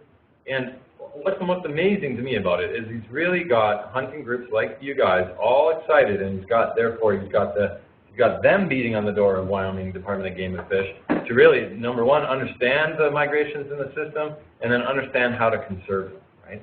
And so I encourage you to check it out. It's a really cool website. They've got all the data online. You can go and see it, and Matt's a really open, friendly guy and would share all his ways of doing it. But here's an example, right? So here's from a book that's coming out called The Atlas of Wyoming Ungulate Migration by Matt's group, showing roadkill across the state of Wyoming, right? And here it's just all ungulates. But what's amazing to me is that, and this is Wyoming, the dominant roadkill in Wyoming is mule deer, right? 2,500, 2,700, 3,700, 3,500, 3,167. And again, I'm not sure it would be the same here. I mean, it'd be hard not to imagine white-tailed deer are probably the #1 contender for coming through your windshield, but at least in terms of numbers of mule deer, this is a massive amount of mule deer, right? And we actually dig a little deeper, who are being killed? Adult, prime age, adult females, right? Are more likely to be run on the highway. Like the picture of the buck I put in there, that was for, you know, your benefit in some ways, but it's actually most of the time adult females being run over. And that's actually an interesting question, like why, right? I'm not so sure we know. And so, you know, the solutions, we know the solutions, right? We know the solutions to mitigate, right, roadkill and loss of connectivity. Now, they might seem a lot of money, right? Like an underpass might cost $5 million. And, you know, a group like this probably would have a hard time fundraising $5 million. But the actual infrastructure cost for a highway project, when one you know, is deciding to twin a highway or do an infrastructure enhancement on a project, the actual costs are less than 10% of the cost of the project. And they pay for themselves in the lifespan of the project in reduced wildlife vehicle collisions, right? So in Montana, we work with, not our version of ICBC, it's a much cheaper version because it's in the States. But, you know, we're starting to try and work with insurance companies to see, like, look, you live in a section of highway that's mitigated. It's an 80-kilometer section where wildlife vehicle collisions have gone to 0. Can I get a little break on my insurance, please? Right? And what we see then is this is an underpass put in Idaho, again showing you during fall migration, the average daily underpass crossings by mule deer. Hundreds a day. 200-300 mule deer a day are migrating through these underpasses going from high elevation summer range to low elevation winter range. What would happen if we severed that crossing, right? And I heard a little story today about some of those out with Jesse and Adam learning about that. And then again, spring migration, right? And again, why do we care about migration? Who cares, right? But the thing about migration is that when you lose migratory ungulates, you lose numbers, right? Why do animals migrate? Animals migrate to get away from each other, right? To get more resources and to make it harder for the predators to find them, right? That allows them to achieve higher abundances and higher densities. And one only needs to think of the classic examples in the world like Serengeti wildebeest and barren ground caribou that are obligate long-distance migrants, right? Like, we're probably not talking about 1 million mule deer migrating around central BC here, but the benefits are there. If you lose migration, you lose population size. And that's what's so cool about the Wyoming Migration Initiative, is they've got hunting groups in Idaho all excited, or in Wyoming, I say Idaho because of course, we're spreading it right next to Idaho, where they actually have much better data about migration. And so lots of migration reduces population size. Here's an animal. If you mitigate a highway, right, for wildlife vehicle collisions, if we only think about it from the human end of things and fence them, but the animals can't get across the highway at this time of year trying to come back to a low elevation winter range, you've lost the population, right? And there's lots of examples of that I know in Montana and Idaho. Here's another example, right? Here's one of the most amazing migrations. This is way down in the Red Desert. This is I-80, the Oregon Trail here, if everybody knows it, right? There are mule deer that are migrating 100 kilometers from the Red Desert all the way up into the Jonah. This is Pinedale. This is the town of Pinedale right here, almost into Jackson Hole, right? Look how tight that migration is. That's what's so cool about mule deer. Elk, not so much. But you can do conservation of something like this, right? Like, it doesn't cost millions of dollars. And what have they done? They zoom in, and here's the town of Pinedale. Here was the residential development that was proposed and bought by somebody. Literally, 8,000 mule deer are passing through an area the size of this room, almost, right? Maybe I'm exaggerating a wee bit, but you get the message, right? This doesn't mean we have to buy land in the entire corridor. We don't need to make a national park for this corridor. We just have to work with landowners and instruments like conservation easements, right, to sort of help mule deer out, right? Help them get to where they want to go so that there's 8,000 mule deer to harvest if, you know, that was your objective, say. But some of these mule deer end up in the national park, right? So it's of the national park's interest to do this. And so this is a story. Literally, there was a subdivision plan here. There was a guy, Luke Lynch. He was a really passionate conservationist and hunter in the Pinedale area. Tragically died. He got a wildlife management area named after him that is ensuring this migratory corridor. And again, this is not so relevant. Maybe it's in Wyoming, but I bet you there's stuff like this going on here. Right? Everywhere you look, once you collar these animals, you find critical little pieces. And then you find partners. You work with in the U.S. Elk Foundation. You work with TNC. You work with anybody, really, to try and figure out how to get a conservation easement on that land so it's not subdivided and it's not severed. Right? And here's a, zooming out, here's a map of conservation easement in the landscape. Here's that migratory corridor again, right? Here's another group that winters up, and you can see it's a nice way to prioritize where to put conservation action, right? You can make maps of this stuff, and you can go out there and start pounding the pavement working on conservation. Okay, so now, of course, where does this all lead us with harvest management? And I'm not going to pretend to know much about harvest management. I certainly haven't got my mule deer yet this fall myself. But I'm going to show you where we've gone with this science to help the managers and the public make the decision. I don't think scientists necessarily should be telling people what to do for harvest management, but we should be providing the tools that help you figure out how to do that. And so, little mule deer. So here's Paul Lucas. This is Mike Mitchell. He's the leader of the co-op unit at University of Montana. It doesn't really matter. But these are all Idaho, Wyoming, Colorado, Utah, Washington, Oregon wildlife biologists and managers that contributed data to another related project that we're involved with. But there's Hurley, right? There's Matt Kaufman from Wyoming Migration Management. So there's Montana, right? Here's Hugh Robinson. Some of you guys might remember him, a mountain lion researcher from around here. There's Colorado. There's Oregon. And so what we do is we invited, we've done this for a number of years. We've had all these researchers and managers come from these agencies and come and work with us and tell us how we can help them, right? There's a lot of math and stuff on the board. It's all very fun. And it's this collaborative approach. And so what we've done in Idaho is we've taken all that data that I've told you about, right, about our individual mule deer. We know where they live. We know the winter range. We know the summer range, right, at the game management unit. Game management units, we nest within these larger population units, and we measure those things I told you about, winter snow and summer forage quality. We measure those, right, using those data we collected on the ground and with satellites. And using that, we can predict overwinter survival without having to go and collar more mule deer, right? Idaho Fish and Game was really happy when we told them we could do this without having to collar more mule deer. So here's an example, right? These kinds of data are out there. We have them on our phones, right? We can go and look at where the radar is telling us it's going to snow tonight. So we take that same information, pipe it in from NASA, right? And we can build models now that predict, here's the actual survival of mule deer over a year, over the winter. So one would be all the mule deer are surviving, 20%, only 20% of the mule deer are surviving.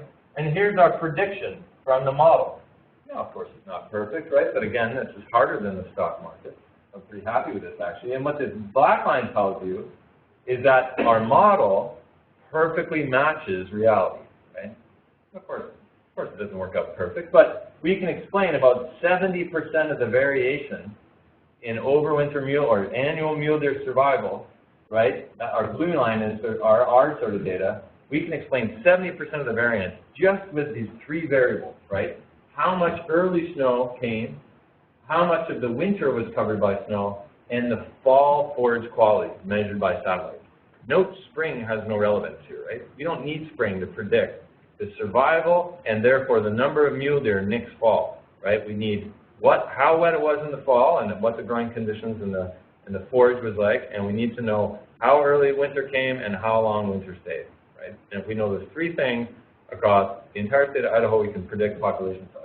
That's all very cool, right? But that doesn't help the manager. And so then what we've done, and again, this is the team, again, Paul, Josh, Chad, Mark, and myself. What we've done then is we take all this information from Idaho Fish and Game, from the Boise centralized databases in Boise, and this is where we start to talk about databases, which is like, you guys know databases? I came to listen about databases. But all this stuff is stored on a computer in Boise.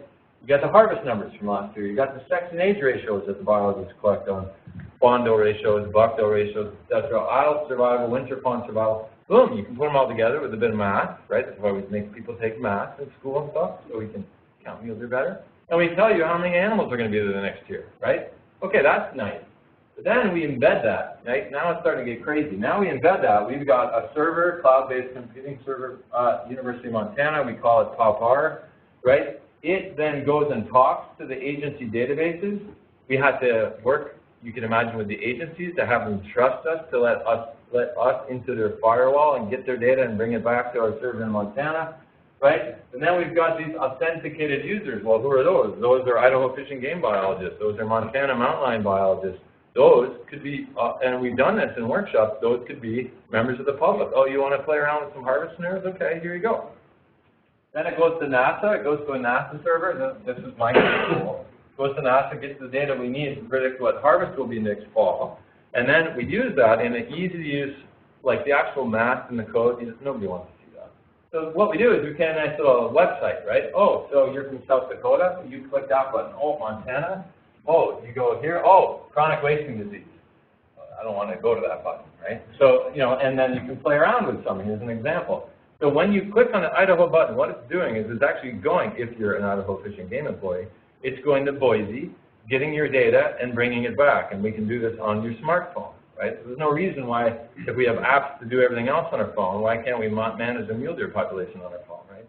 And so then we have like a little button, okay, I want to play with my favorite deer analysis unit here. Deer Creek, I really like Deer Creek. I want to start in 1998, I want to go to 2018. I want to sort of have some assumptions or some, and this isn't just making data up, right? This is actually pulling up the same telemetry data I just showed you. The actual aerial surveys that Idaho Fish and Game does, right? Then we can say, oh, well, here's what the harvest did over time, right? This is male harvest, this is female harvest, and then here's what I'm going to model, right? Oh, I want to see what happens if we shoot 231 mule deer in the next couple of years, say. then there's a bunch of stuff here that doesn't really matter. You press that button, and then boom, this is what the population actually did, right? This is the unit, it's pretty stable, right? Deer Creek, and then here's what we think it will do. Notice we're like not sure, right? Notice you're not sure how much money you're going to have when you retire, right? In your retirement portfolio, there's uncertainty with all this. But then you can track things like buck-doe ratios, right, in blue, or fawn-doe ratios in red, right? And say, let's say this is a real situation, and someone says, well, I don't like your harvest plan. You're killing way too many males, or you're killing too many females. We need to pull back on females. Okay, we can do that. So we run it again, right? So here's one. So you can see here, if we ramped up harvest of males, the male-doe ratio, or the male buck-doe ratio declines, right? So then we can actually, there's a whole other layer here where we can add age structure, right? If we want to think about, let's say somebody wants their favorite deer analysis unit to have lots of big bucks. Okay, well, we play around and we show you. Like, here's the consequences, right? You want big bucks where you're not going to get as many of them, right? Those things. We always know those trade-offs in wildlife. So to me, last year, this is the first year that Idaho Fish and Game used this entire system to predict harvest for the whole state of Idaho. And it was pretty cool, I have to say. Now, it didn't actually increase my luck at hunting mule deer in Idaho, but, you know, that's okay. That's why we call it hunting. And it's real-time management. It's allowing wildlife managers to make predictions in January. January 1st, we already know what the winter's going to start to look like, right? We can use that information to predict by January 1st what the harvest will be next fall, right? And again, it doesn't, like, it's not the scientists telling you guys how to manage your population, that you get to now make the decisions, at least in Idaho, you know, about the kind of sort of typical debates we all have about the trade-off between quality and quantity, right? You know, do you want lots of high-quality bucks or do you want lots of them, right? You can't have both usually. And anyway, this platform, and you can see if I zoom back to the little toggle, we're doing this for mountain lions, elk, mule deer in Idaho, in Montana. We're doing it in South Dakota for white-tailed deer, mule deer, etc. And this is really my colleague, Paul Lucas, who's the brains behind this outfit. And I think it's such a novel idea because he worked for Colorado Division of Wildlife for 10 years, right, and saw the kinds of things they needed to do. And so to wrap up then, nobody's asleep yet, you guys are better than your average undergrad class. You know, when we think about this kind of picture, like think about, well, how do we get there, right? What are the ingredients, I think? And I've walked through at least an example in Idaho of how we've done that. And I think it's this effective partnership, at least in our little case study, between universities. We're good at some things, like the algebra kind of stuff, right? But we're not so good at delivering tools that managers could actually use. That's why we have the partnerships with agencies, I think, right? They know what they want. They come and tell us what they want, and we sort of develop a toolbox to really help them. And again, to sort of talk about, well, what drives mule deer population dynamics here? You know, I started with predation. That's usually where we all start. But really, habitat, forage quality, drives everything, right? It drives birth mass, winter body mass and survival, and their vulnerability to predation. Remember that as one went up, right? Predation went up, starvation went down. When we killed predators, starvation went up. You can't necessarily win just by killing predators, right? And therefore, I mean, it's pedestrian, it's no silver bullet, it's expensive, it's bloody, it's collaborative, it's all those things. It's habitat restoration. I don't think we're going to get out of that, and it's only going to become more important with climate change, right? If you think about those wildflowers in July and August, that's what we're managing for with mule deer, basically. More, and it's really simple, but also boring in some ways, maybe, and habitat is where it's at least in my view. Now, how will we pay for all this, right? And I just have two more slides on this, because it's obviously, you know, we caught thousands of mule deer, right? Like thousands and thousands of mule deer, tens of millions of dollars here. And you're like, oh my God, what a huge thing. So this is just an example from the state I live in, right? This was the operating budget 2009, 80 million. 698 full-time employees. My favorite is this one, the 6 lawyers, right? So it is the state. And lawyers are handy if they're on the side, right? And they're good. So, you know, that's how Montana operates. And when we think about it in general, right, Americans always say they hate taxes and they're anti-tax. Well, that's just not true, right? Americans have voluntarily taxed themselves quite a bit on excise tax on guns and ammo, right? And here's just the numbers. It ends in 2009, but it's over $500 million now just from Pittman-Robertson money, right? excise tax on guns and ammo. Like, that's what pays for all this, basically. And of course, I'm not even mentioning ducks. But, you know, there's a whole duck thing out there, too. And with that, I'll wrap up. I mean, it's mainly this has been funded by Idaho Fish and Game, but lots of other partners, including NASA, of course, and some of the critter foundations like Mule Deer and Elk Foundation. So hopefully I haven't bored you all to tears, and we have lots of time to chit-chat. So thanks very much again. So.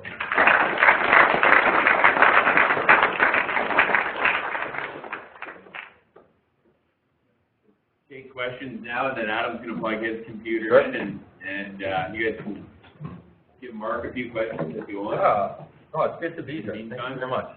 Yeah, I think it's Frank, right? Yeah. You mentioned one little line there about cattle grazing or sheep grazing, and in some ranges, we've got lots of cattle here in BC, lots of cattle in Idaho, and so since there's so much value in that spring-summer range, and lots of competition for that range of livestock, and probably all of us have seen overgrazing in areas. Yep. Have you evaluated what effect that overgrazing by livestock has on the deer survival?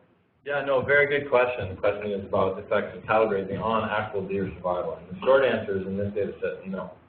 Right? That's the short answer. Am I on? Hello? Yeah. Yeah, okay, yeah, the short answer is in this particular data set, no. But what has been done is there's a place in eastern Oregon, in Lake Grand, called Starkey Experimental Forest. I don't know if everybody's ever heard of it, but it's a large experimental forest run by the Forest Service, you know, thousands of acres, tens of thousands of acres. And in there, they've done a number of replicated controlled studies where they've actually looked at this exact question, where they've controlled carefully the amount of grazing. It had none, medium, and newt. And then they've looked at the effect on mule deer and elk, forage quality, you know, blah, blah, blah, all the way up, because they then process and capture and handle all the elk and every year. They can show that, I mean, you're totally right, at a very high stocking densities of cattle, this cattle graze, not sheep. I can't imagine it would be any different.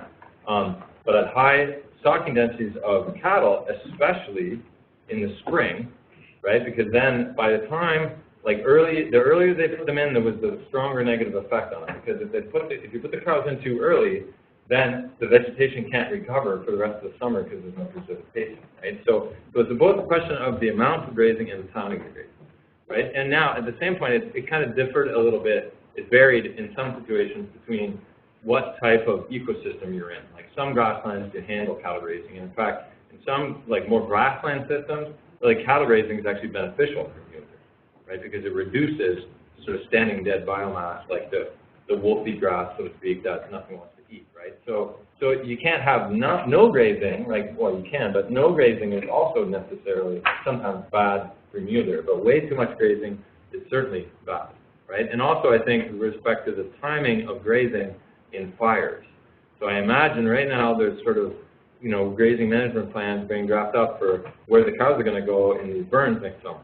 And so when you put livestock in a burn immediately post-fire, it really delays and negatively affects vegetation recovery, right? So, you know, in Alberta, the data I showed you is from Alberta, and there we saw significant negative effects of cattle grazing on vegetation recovery in general, right, and quality if you graze burns immediately post-fire. You know, that 2 to 5 year blip is so narrow, really, and the livestock industry looks at that the same way we do, right?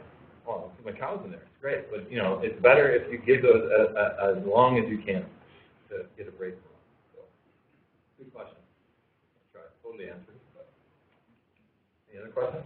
No. Yeah. What's your average age class of your females? Average age class of the female. Hmm? What the average age class of the females is? Yeah, in Yeah. population. And secondly, what age class of females is most productive? Right. Well, I'll actually answer the second question first, which is easier. What age class of females is the most productive? So with mule deer, what we see is, of course, when they're one, they don't usually reproduce. Even when they're yearlings, yearling pregnancy rates are about 20%. Right? They're not very common to have yearlings breed, at least in Idaho. It's really from ages, not even, and 3, they usually have their first litter, or set of twins or singletons. But it's really from basically 4 to 8. It's a pretty narrow window, actually. Like, that's about it. 4 to 8, that's the prime age reproductive engine of the population. That's who produces twins and or triplets sometimes, and that's who spawns the biggest, et cetera, et cetera. So after that, they start to taper. Now, it's a flat, slow decline. It's not like a crash. Now, in terms of your first question about what are the age distributions of mule deer in Idaho, the answer is it's very variable, right? So when you have a winter that kills 90% of the population, the age structure ages right away, right? Because, you know, everybody just gets sick, there's no new recruits. And so if you were to track age structure over time, you would see it vary from, for example, a mean of, or median of about 6, it varies all the way from 4 to 8, right? And so as a, you know, it's just, and this is the mean, right, out of hundreds and hundreds of collared animals. So like the age, the average age of females varies a lot with respect to the population trend, right? If the population has been stable and it's been growing, etc., then, you know, you've got lots of recruitment and it keeps the entire age structure young.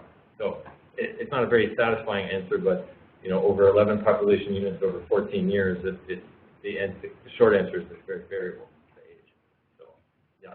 Question. One more, Mark. Sure. The whitetail population seems to be doing exactly the opposite of the muleys. I know they're different animals. Can you maybe comment on that? Yeah, no, certainly I dodged lots of bullets here. Whitetails, one of them. I had some whitetail sleds in there, for sure. So it's actually one of those, it's kind of a joke, right? That it's so easy to be a whitetail deer manager, right? I mean, sort of, you show up at work every day and you've got more whitetail deer.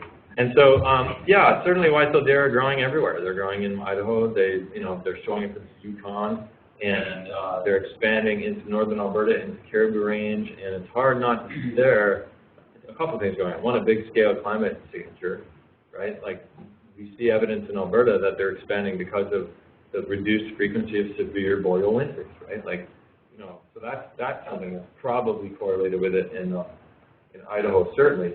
And yet and then whitetail deer seem to thrive more in sort of human-dominated landscapes and human agriculture, human, you know, in like, you know, really dug for stands, or you know, whitetail deer have a fine time in them. And in terms of the actual competition between mule deer and whitetail deer, there's been a number of studies, and there's 2 ways they can compete, right? One is for food, but when we actually drill into it and see what whitetail deer eat and what mule deer eat, a lot of the times we see it, like, yes, there's overlap in the winter, right? There's winter overlap on for browse and things, but there's actually not as much overlap, even spatially, between whitetail deer and mule deer.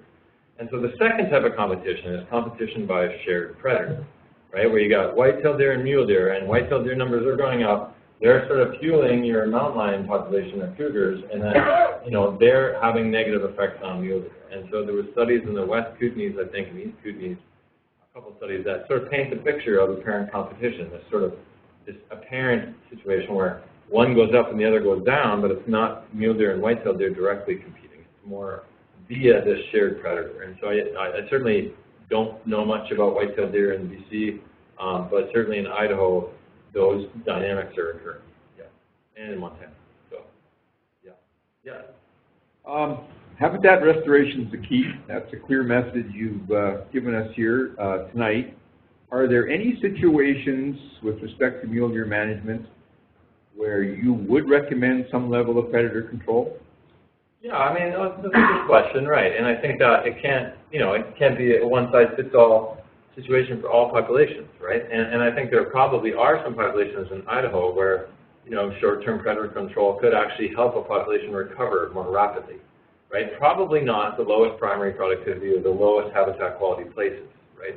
Like in Chalice, Idaho, because if you kill predators there, big winter is going to hammer them anyway, right? But in sort of, if you've got medium to high habitat quality areas, then those areas might be able to recover quite rapidly, you know, with a little bit of short-term predator control. But again, that predator control is difficult to implement. Difficult, it's societally divisive, right? And it's costly. It's very costly to do. It's very difficult to do with recreational harvest, right? So they incentivize the heck out of trying to get houndsmen to help them with the mountain lion issue, and it was challenging, right? So you know, I guess I've been through that discussion a number of times, and it's a tough one. But in particular situations, yes, I think that these are all tools, and some may be more or less relevant in certain situations. So, yeah. So there could be some situations where prioritizing dollars might be most beneficial to doing predator control versus habitat restoration in some specific situations? Maybe. I mean, I guess the story I would say, though, is that you would need to know a lot about the situation before you decided, right? So, you know, an example in Montana is wolves are recovering, and of course, with the recovery of wolves, you know, sky is falling, the elk population is declining, and everybody knew the answer was wolves, right? Let's go kill those wolves, right? And they threw a full, you know, the state agency under the bus, basically, and with a full court press to go and do wolf control. The agency, to its credit, FWP, the Fish, Wildlife and Parks, said, well, you know, we don't know necessarily. Let's do a study. Now, they have a lot of money, so I was part of that. We collared 280 elk calves. We collared 120 adult female elk, and it was 6 to 1, 6 times more mountain lion cause mortality than wolves.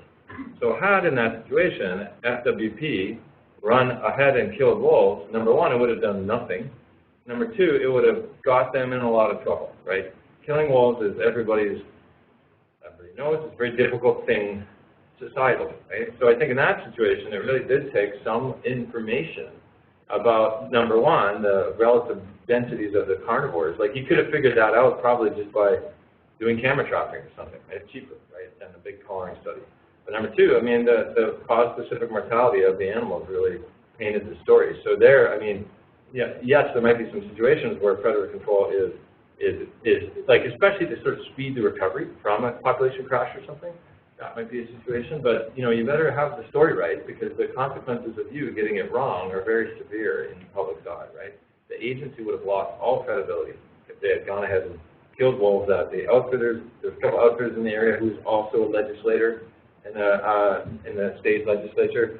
And if everybody listened to him, it would have we would have looked a lot.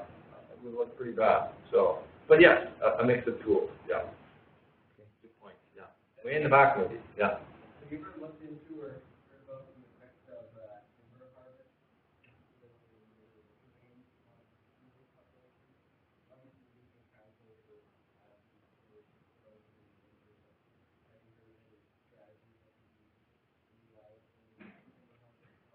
Yeah, no, very good question. The question was about, you know, basically, you know, timber harvest on winter range. So, you know, in my experience in Idaho, it's pretty limited in that respect, really, for a couple of reasons. One, there actually isn't that much timber harvest, right? Not compared to BC. So, and I'm pretty sort of, you know, pretty cautious in that respect. But, you know, a little bit can actually be good, especially sort of restoration logging that does get rid of understory canopies and, you know, sets it back in a more successional pathway. But if you remove all the sort of overstory vegetation and there is no thermal cover or more, you know, cover like that, that's bad. And again, you know, the elk people have figured this out a lot, at least in my mind, you know, a lot more clearly. There's even guidelines and management ratios about the ratio of closed to open habitats on an elk winter range. But to my understanding, I guess, and maybe I'll just say I don't know. I don't know if that's known for mule deer. It's a very good question, and I think especially given the much more prevalent logging here, that would be something I think could be a good local question to ask. Yeah, good question. That's a great idea, Mark. Okay, well, Jesse's pointing at me here. Yeah, so if you can give Adam the mic, maybe. Oh yeah, sorry, right. And Adam will present, and then you guys can feel free to ask both of them as many questions as you want. Okay. And I don't think he's got as many slides as me. We'll be here all night.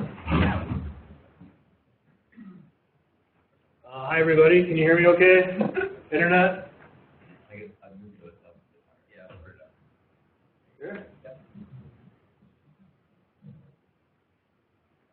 So, hard to follow the act, but thanks for the stage. So I'm your local neighborhood-friendly university wildlife bio. I'm here on campus, University of British Columbia, and I just wanted to update you, the audience, the community, on some of the hustle that people in the audience have been doing to get mule deer research happening in British Columbia again. There is some ongoing stuff, but we're in a great position to start ramping it up. We have to dot some I's and cross some T's on a bit more funding. Things are happening, and it's a good news story. And that is the good news story, is there are people working together in a very collaborative way. BC government, different branches of government, you'd be surprised at what a small miracle it is to get different branches of government to work together, and they are on this. BC Wildlife Federation has been doing a lot of work behind the scenes and in the public to build a social license for this research. We're involved. We have a great collaborator in the University of Idaho, Sophie Gilbert. If you guys are around last September, we did a little pitch about this research then, so I think I recognize some of your faces from that. ONA is part of this, and the Fish and Game Clubs. So, you know, we're all in this together, and that's the best part of the story. And then, of course, we get some data out of it down the road. But the story begins, we think, or this is our sort of hypothesis, that we've lost fire in this landscape. So I'm a restoration ecologist by title. I mean, that's why they hired me. And this is what I think of restoration is, like we've lost these processes on the landscape that the animals that we understand or that we want have evolved in. And what we're looking at here are each one of these horizontal lines. Each one of these horizontal lines is a tree. And these little vertical lines, these little bars, are fires that happened to that tree during the course of its life. So it's a time series. So years back in 1500. And so what we see is we've lost fire. This is from BC. We've lost fire in this landscape. And so what we're trying to figure out is what that is doing, or to flip this around in a more positive way, what can fire do for mule deer? So we went to the Rock Creek fire last year, so here's 1 year after that fire burned, and you talk about what mule deer like to eat, herbs, you know, herbaceous understory. So this is 1 year. You can just see the change in biomass in this fire. So that's the same tree in red there. So obviously there's lots of things that cause mule deer to go up and down, but we've got this really powerful driver that we think might be affecting mule deer in BC. So here's our study, here's our goals. We don't have a basic habitat map, I call it basic. We don't have a habitat map for mule deer in BC. We call this a resource selection function. So you pick collars, the animals, and you see how they move around the landscape. This migration initiative is, in Wyoming is kind of a very advanced version of what we want to do. We don't really know where mule deer migrate in BC, at least this part of BC. So that's kind of the basic question. We're going to look at with collared animals, what's killing them or how they died. We're going to look at variation in variation in predator abundance with camera traps, and then just measure some of the basic vital rates that Mark has pointed out, adult female survival and juvenile recruitment. And that comes through collaring work. And with that, we'll borrow Mark's brain and other people's brains to create a fancy habitat model or a population model and figure out how fire relates to deer population growth. So this is the study design. I know some of my students are here today. This is a landscape experiment. I know you guys are probably the ones that got correct on the midterm. So what we're doing is we've got fire obviously distributed throughout BC, and we've got 3 main study areas. The Bonaparte Plateau area, the Boundary area, and then for the west side of the Okanagan. And there's these little red dots all over the map are fires from 2015 or more recently. We've got the big Elephant Hill fire up here. There's Rock Creek there. This is Linden. Okay? Yep. And so what we want to do is get collars on the moms and babies inside or near the burns and then away from the burns, and use how much time they spend in fires or recent burns as our predictor for where the population is going to go over time. And that's it, in a nutshell. It's 150 collars in total. We've got most of that confirmed, but we're making a pitch for more. And our hope is after 3 years that we would have, what we figure today, 300 adult female survival years. It's not Idaho's 5,000, but it's pretty good. It's a pretty good start for us in BC. So we're real happy with this work. It hasn't started yet, but we're happy with the direction it's going. We're happy with the support from the community and from government to make this go ahead. So that's it. I know it's late. I just wanted to let you guys know, walk away with a good news story that, you know, it's nice to see what you can do in Idaho, but we're also making great progress here in BC. Maybe to a lesser extent, but we're making good progress. So I guess with that, we'll maybe turn it over. Jeff, do you have any slides? Questions, I guess. If people have any, I'm sure there's more. I have a question. Are you going to study white-tailed deer in both areas besides mule deer? We'll pick them up on the cameras. So we'll have a sense of, I mean, that's the nice thing about a camera trap. It tells you what's going on in the world. It tells you about people, about motorized access. It can tell you about predators of all kinds. And it can tell you about competitors. It can tell you about cows, white-tailed deer. So yeah, we'll pick it up. Are you going to collar some white-tails? No, not right now. If we bump into a rich benefactor, we collar every animal in the landscape. So maybe one day, but that's not the priority right now. With the low mule deer population, I think it's like a 8, 23, 20, you know, east probably that way. And then you hear them turning around in different towns, wanting a cub. Is it not feasible to move them? Well, yeah, I mean, that's what transplanting is. So, no, it's a good question, and it comes up a lot, because it comes up for a number of reasons. One, it's the numbers game. Two, I think from an animal welfare viewpoint, right? There's many people who like deer and don't want to see them killed in an urban setting because, they can live somewhere else, right? And so, again, I don't know too much about translocating mule deer specifically, but I've been involved with a bunch of projects on elk translocation, caribou translocation.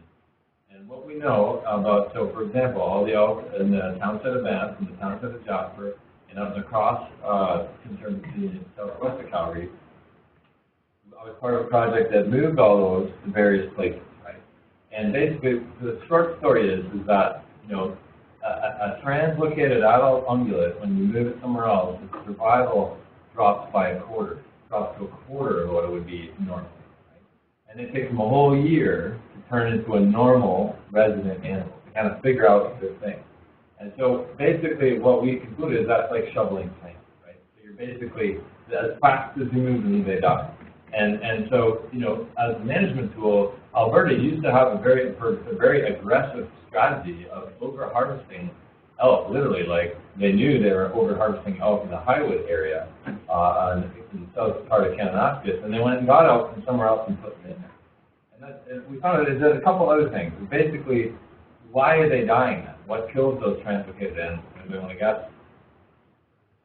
Mountain lions and wolves, right? So you're basically feeding the local wolf and the mountain lion population, right? And expensive and yada yada. And then the whole Selkirk story, you guys probably know that with caribou, but there was a big effort to translocate caribou from Sweden, etc., into the Selkirk of northern Idaho and Washington. There's been a recent effort with Purcell, caribou translocation, and again the conclusion was shoveling sand. Very expensive, those are endangered species, and caribou are different. But I think that, I don't know, I think there was a translocation project here on mule deer in BC, right? Ungulate. Where is that? Oh, right around that. Similar story, the survival isn't that good. Cranbrook, right? Yeah. But we'll learn more about that pretty soon. What I've seen of the sort of preliminary results is, again, fires are good.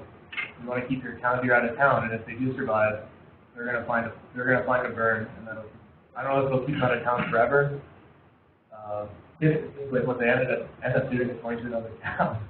Yeah, that's what happened with the elk in Banff. We moved elk down to Kootenai, and they ended up in Radium on the golf course, right? Like they grew up on a golf course, and tough to be a golf course, right? But yeah, I mean, there might be a bit trickier, but to me, translocation would be at the most a short-term solution. Not probably satisfying.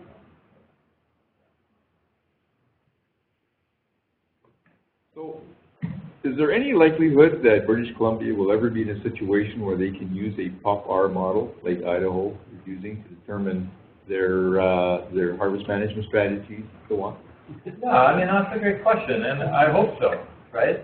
And I hope so for a number of reasons. One, because it was expensive, and it would be nice to, like, milk it for what it's worth, right? And so, number two, I think that there are quite a lot of similarities between this part of the world and parts of Idaho that I talked about. And so, yeah, I do. Yeah, and like if Paul or Josh were here, they'd be like, sure, give me some pond durations. In fact, there was some science done by Ian Hatter, the former head of the branch here, that basically is a paper that came out last year that's basically the nuts and bolts of what we just did for a couple of these units around here. I don't know the geography, but absolutely. Yeah.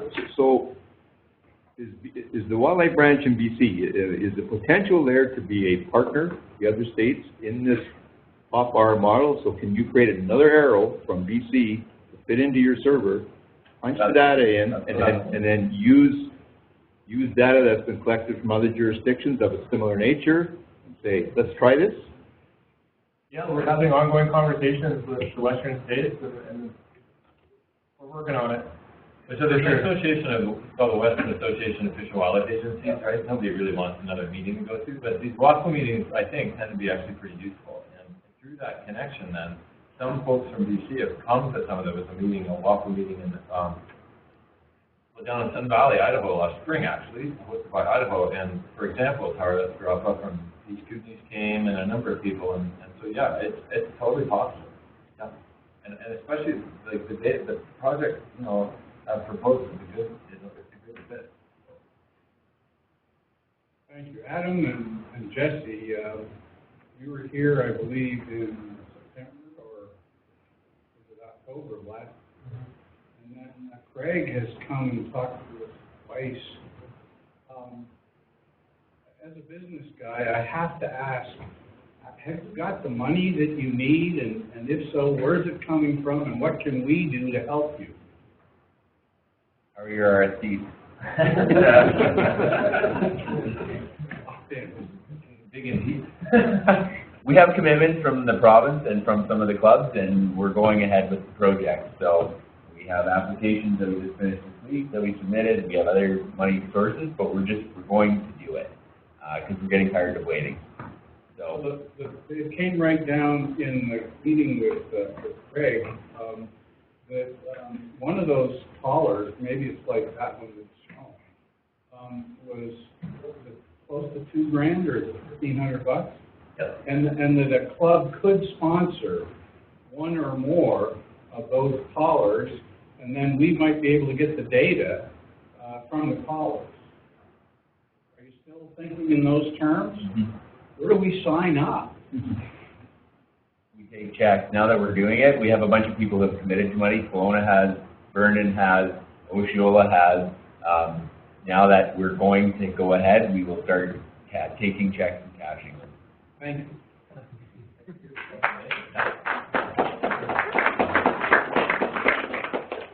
My question for you, Mark, I have several of them. Some of your studies said that after a burn, 2 to 5 years, it was good, and that's because of the nitrogen in the soil, which helps the plant species grow for the deer. Yep. Did you do any studies in cut block areas where they logged, they haven't burned, and they planted pine? No, we have, actually. So we've done, I had another figure where, and again, this is the Rockies, so it's maybe not totally relevant, but I think you guys are set up to do the same sort of thing here. And so we did them in two types of cut blocks that were like burned, well, so it's three, just straight cut blocks across an age spectrum, 2 cut blocks that were burned, and 3 burns that were cut, right? So salvage logging.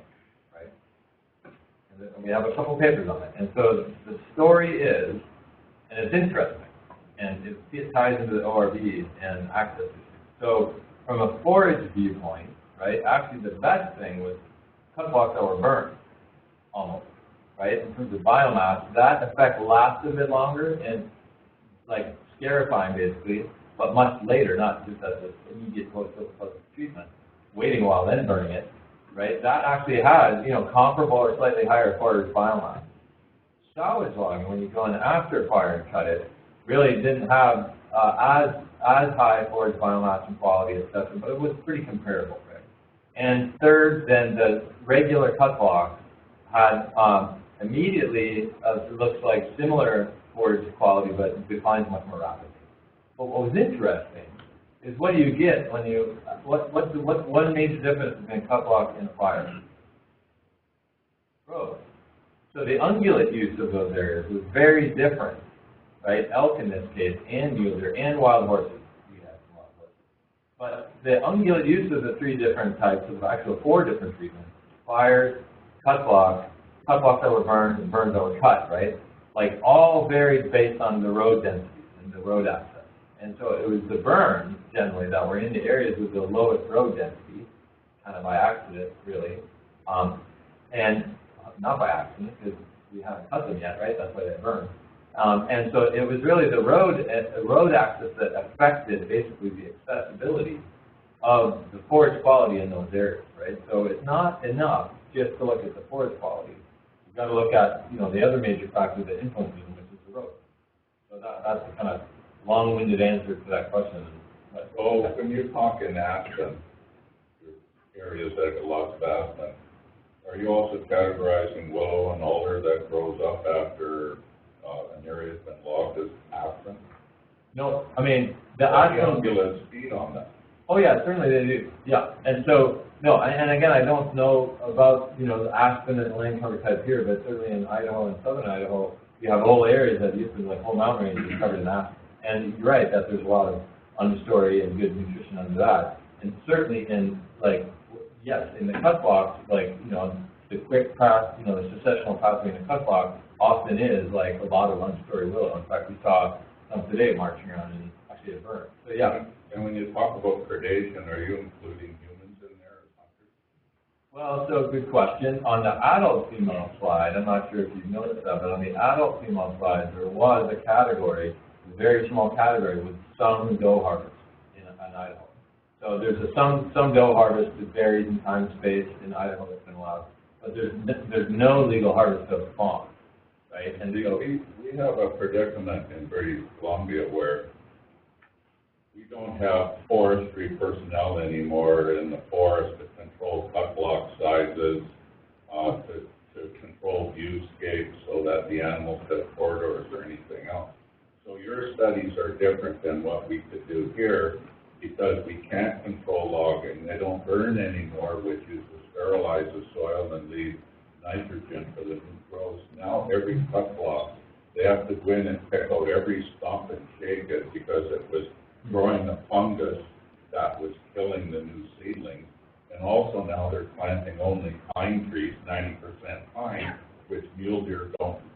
Who sees a mule deer in a pine forest? They don't like it. Right. And the other thing is here in British Columbia, I don't know how many hunters you have, but in British Columbia our season runs from September 1 to December 10th. Right. If you're a bow hunter and youth, that's a long season.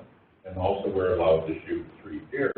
So when you look at your survey and your studies of 20,000 deer, you've got to look at how many predators you have, and all of us, if there's 10,000 hunters to shoot 3 deer, that's 30,000 predators. Right. And also we shoot any buck, from a little baby with tiny buds to a 4-point muley, and now we're seeing, of all the hunters in the room, how many this year shot a 4-point muley. Versus 10 years ago, everybody had an opportunity to shoot a 4-point muley if he was an active hunter. Now everybody is shooting these little bucks. And what age did you find that a buck was breeding a doe?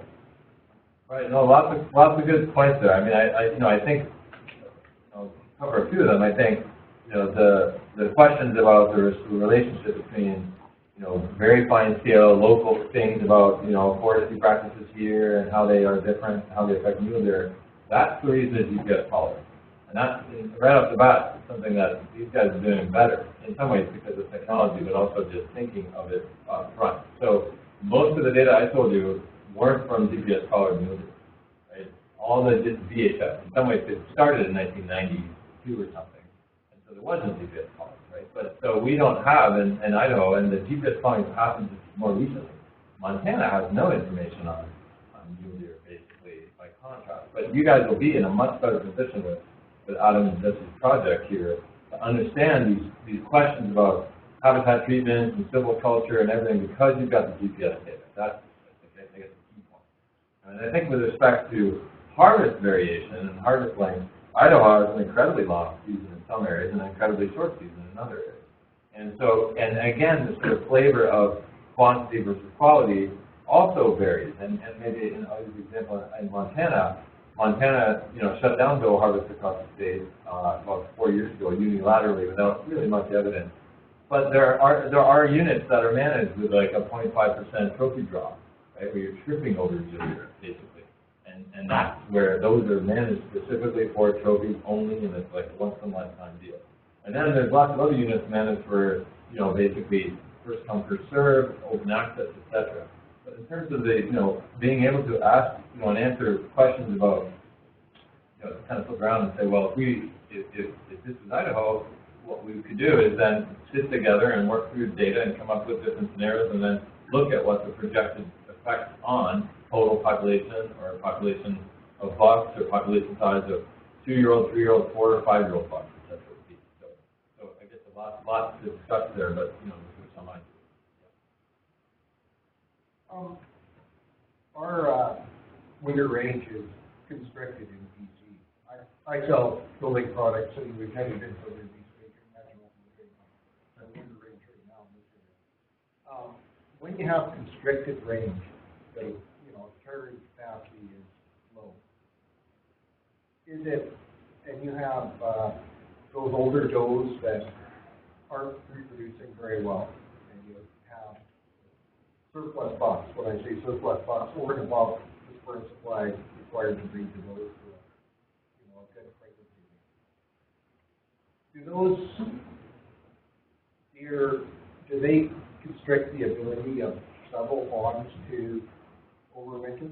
With competition, yeah. Can you talk about competition? Yeah, no, a very good question. And again, the local situation, like Idaho is not really lacking in winter range, right? Like, I get it. That's a very good point. And yes, like the consequences in Colorado and parts of Chad did a big project in Colorado looking at this of moving to sort of like more APR and the point restriction model and getting your buck doe ratio up to like 50 to 100 bucks for 100 does or something. Actually turned out to have an extremely negative effect on the overall population productivity because of competition between the males and the females, right? Like the bucks are just as good as eating all the good things that the females are. And so, having too many large bucks around, if you're a trophy, if it's a quantity, it's a quality angle, can have a negative effect on overall population productivity in the long run, right? So yes, absolutely. And again, like, it's a management objective, if that's what you want, sure, but like, that would be one potential consequence. And likewise, restricting your doe harvest, may not always be the best situation. Right? Like Montana took this unilateral, canceled the doe harvest across the state, and now they're like opening it up again because the CWD is coming on close to the border. But there might be situations where a doe harvest would actually, like that example in southern Idaho, where, if you remember, in the wolf-tin or not wolf, there's my little habit, right? But in the mountain lion removal area, what happened is those does got older and productivity declined, number of twins declined, and pregnancy declined. The answer of never ever shooting females is also not necessarily the wisest choice, and I know that that's a sometimes controversial statement, but they taste just as good, and it might in some situations be an effective management strategy, for encouraging productivity, right? If you're at a situation where you are winter range limited, right? Like, yeah, absolutely. Yeah.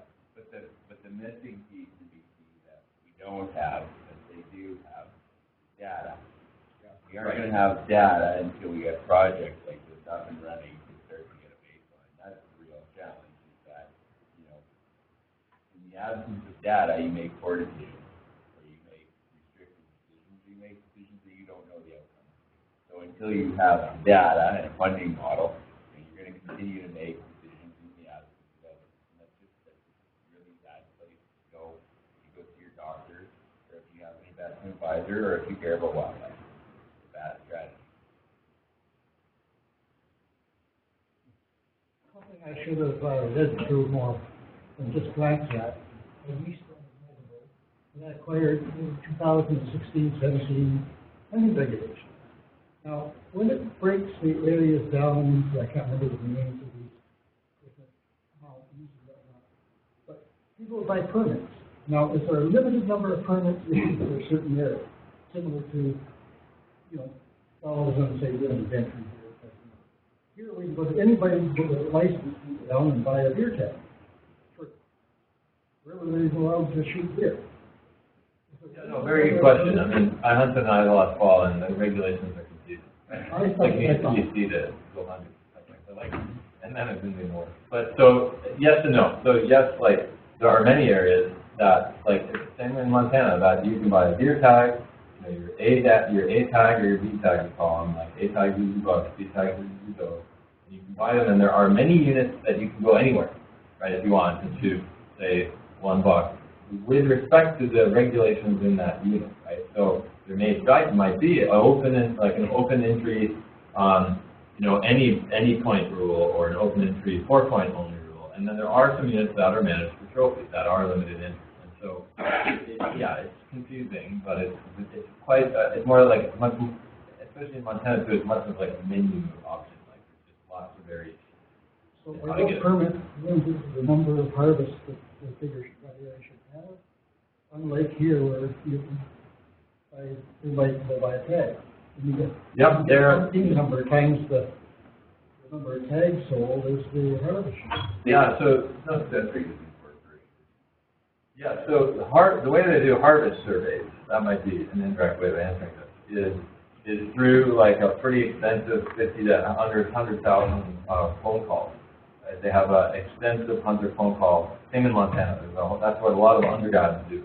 They get jobs on campus at MSU calling hunters and collecting data on hunter success. And that turns out the most rigorous and cheap way to estimate hunter harvest. And so the hunter harvest then, in some units when there's an objective, like again, it depends on the objective. And I think if the objective was, in a unit to have as much opportunity as possible, right, then you would need to make sure that you weren't over-harvesting the population, right? And obviously that's the way this is going and what the goal of these models is to do. If you get a sense as well as manager that you're harvesting a population that's tanking, then you pull back and then you go to more limited entry or sort of more restrictive answer point rules, right?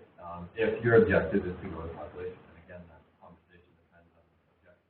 So basically, when it was mentioned permits, that's the same apply to tag here. Yeah. Any number. They have over the counter, and it's not a one-to-one. It's not one guy buys a tag to kill one deer. They incorporate success rates into it. They have it's a very, this is the big thing is, there's obviously diverse interest in this room, and that's consistent with hunting and fishing and all kinds of other things in life.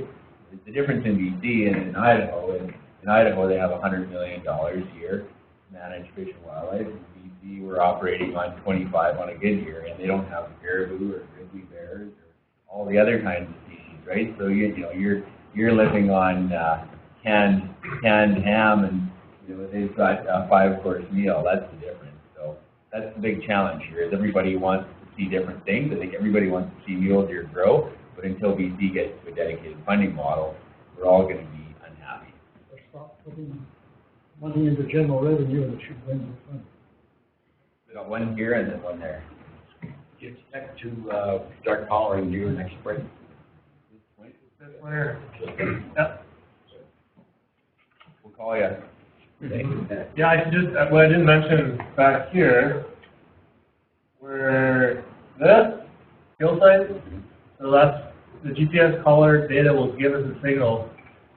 We call it a cluster. It's a bunch of GPS points in one spot because it hasn't moved in a while because the collar's not moving because the animal's dead.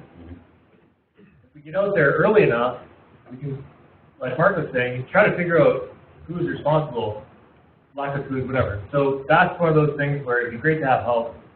If we could fire someone a text message and go and take some pictures, and, we could do some training, etc. So that's a great thing. And also camera trapping. I mean, camera traps are, you guys probably have them, and so it's not rocket science. And so what we need is, people to move them around and check them and make sure they're not trashed and make sure they're not just taking pictures of grass blowing in the wind. And So there's lots of opportunity in addition to, you know, the funding side. It's also community support, which is going to make this happen.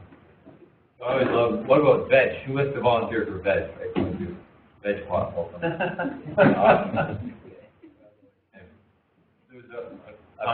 One at the back. Just regarding your outlook on the weather that we've had this week out in Idaho and going into the talking areas of winter, are you predicting annual changes with the management for wildlife, or is it done over a 3-year period? Yeah, no, that's the point of this, is to have annual real-time management, so that you avoid, Idaho and Montana had a variety of different systems, but often, like Montana has a biennial season setting, right? So every 2 years, the seasons change, or the harvest level changes. And in Idaho, they used to have a biennial one. In some ways, that's because Idaho and Montana and places like Texas barely have state governments. They're so anti-government, and so they only meet every 2 years, right, that government. Literally, like there's no government in Montana right now, and we're over budget. It's not all as great as deficit, but you know, there's some nice things. Do the gas is cheap, beer's cheap, stuff like that. So, you know, but moving to an annual season setting does cause a little bit of headache administratively and bureaucratically. But what we think the benefit is, and it's based and predicated on a pretty nice theory too, that if you're waiting, look at that population doing this, right? If you're setting your harvest on what was happening 2 years ago, it becomes kind of like whack-a-mole at the fair, right? Like, oops, it's down now, we're over-harvesting it, and then you pull back when it's already up and it's at carrying capacity and they're all dying of starvation, and it sort of, you know, sets up a little bit of a seesaw that is unsatisfying. So the hope is, but again, I'm a bit sanguine about this. It's fancy and cool, and it's on my phone and everything. Like, really, the proof will be whether or not we've done a better job in 10 years. Right? And we think it's the way to go, and we're very excited by it, because we hope that it will reduce management-induced fluctuations and trends. But ask me in 10 years. I mean, like, that's where we're going, and, you know, it would be arrogant of me to say that we've got it all figured out, right? So like, you lean toward a conservative way of thinking and you start seeing decline. yeah, and having that ability in January, like, honestly, how much of the fall is covered in snow? How much of the winter is covered in snow, and what the fall growing season is like, up until January 1, can help us predict things next year. And the prediction doesn't look good for here unless all the snow melts, right? So, like, maybe, yeah. Yeah, same in Idaho. And again, it depends, like, on the flavor of the objective and the hunting group and the manager, but a conservative strategy, come January would be to ramp down harvest on doe stick if you had doe season or something like that. Yeah, no, and I think that those are common sense. It's not rocket science, right? But like having the tools to enable us to do that with some evidence, like Jesse said, we hope it's a better thing. So, yeah. One here, one there, and then one there.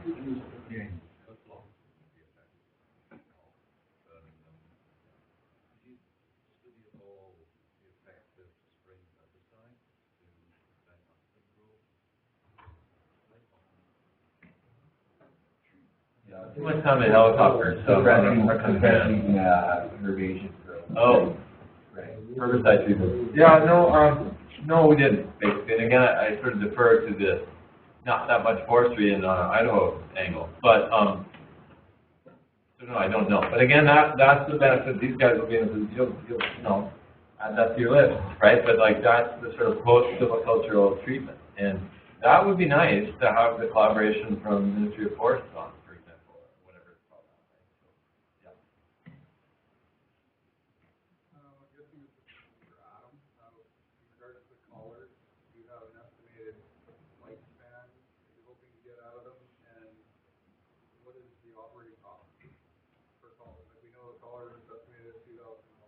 Yeah. An idea of what the budget is from that for the lifespan of the collar. We're looking at 2 to 3 years on the collars. Depends on what kind of use. We can change the fixed rate from our computers, and that fixed rate determines the life of the collar. And the amount of data reflecting on the collar is related to the cost of keeping that collar, keeping the data subscription to that collar active. So I don't know what our most recent quote is. $160, I was caught that $160 a year for 650 a day.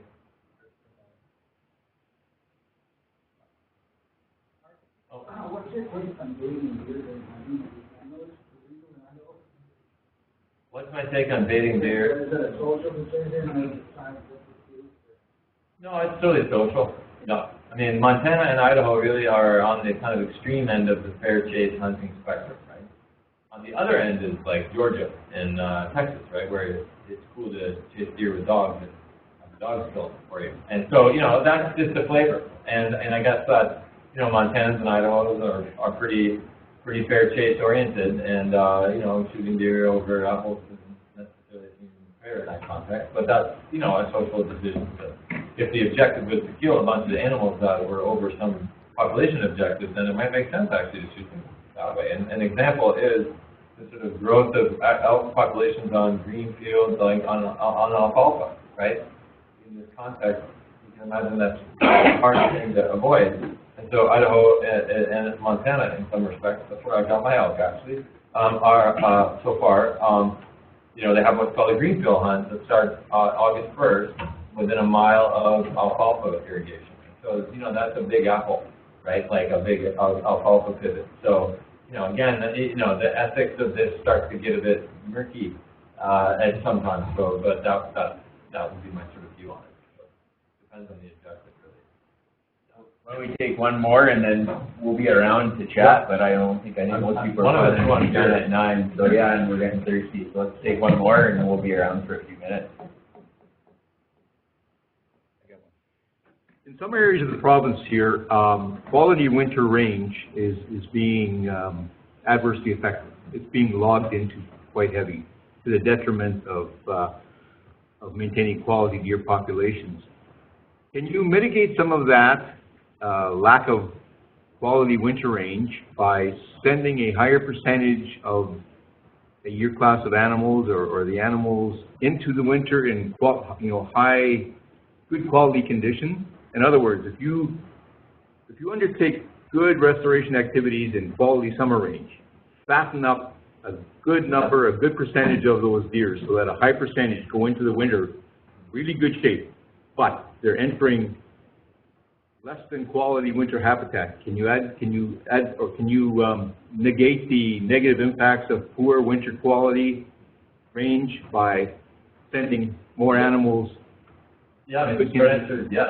You know, and I don't know this personally in my own research, but people like Lisa Shipley at Washington State University at Pullman, that's the kind of work they do. And again, the sort of relative benefits of summer versus winter, again, are going to be population specific. You remember that one population where everybody, 90% of them survive the winter, right? Like, okay, you're not going to get much bang for your buck there, right? But in a population where, you know, it's more like 50% overwinter survival, that's the place where summer range enhancement might actually be really important, right?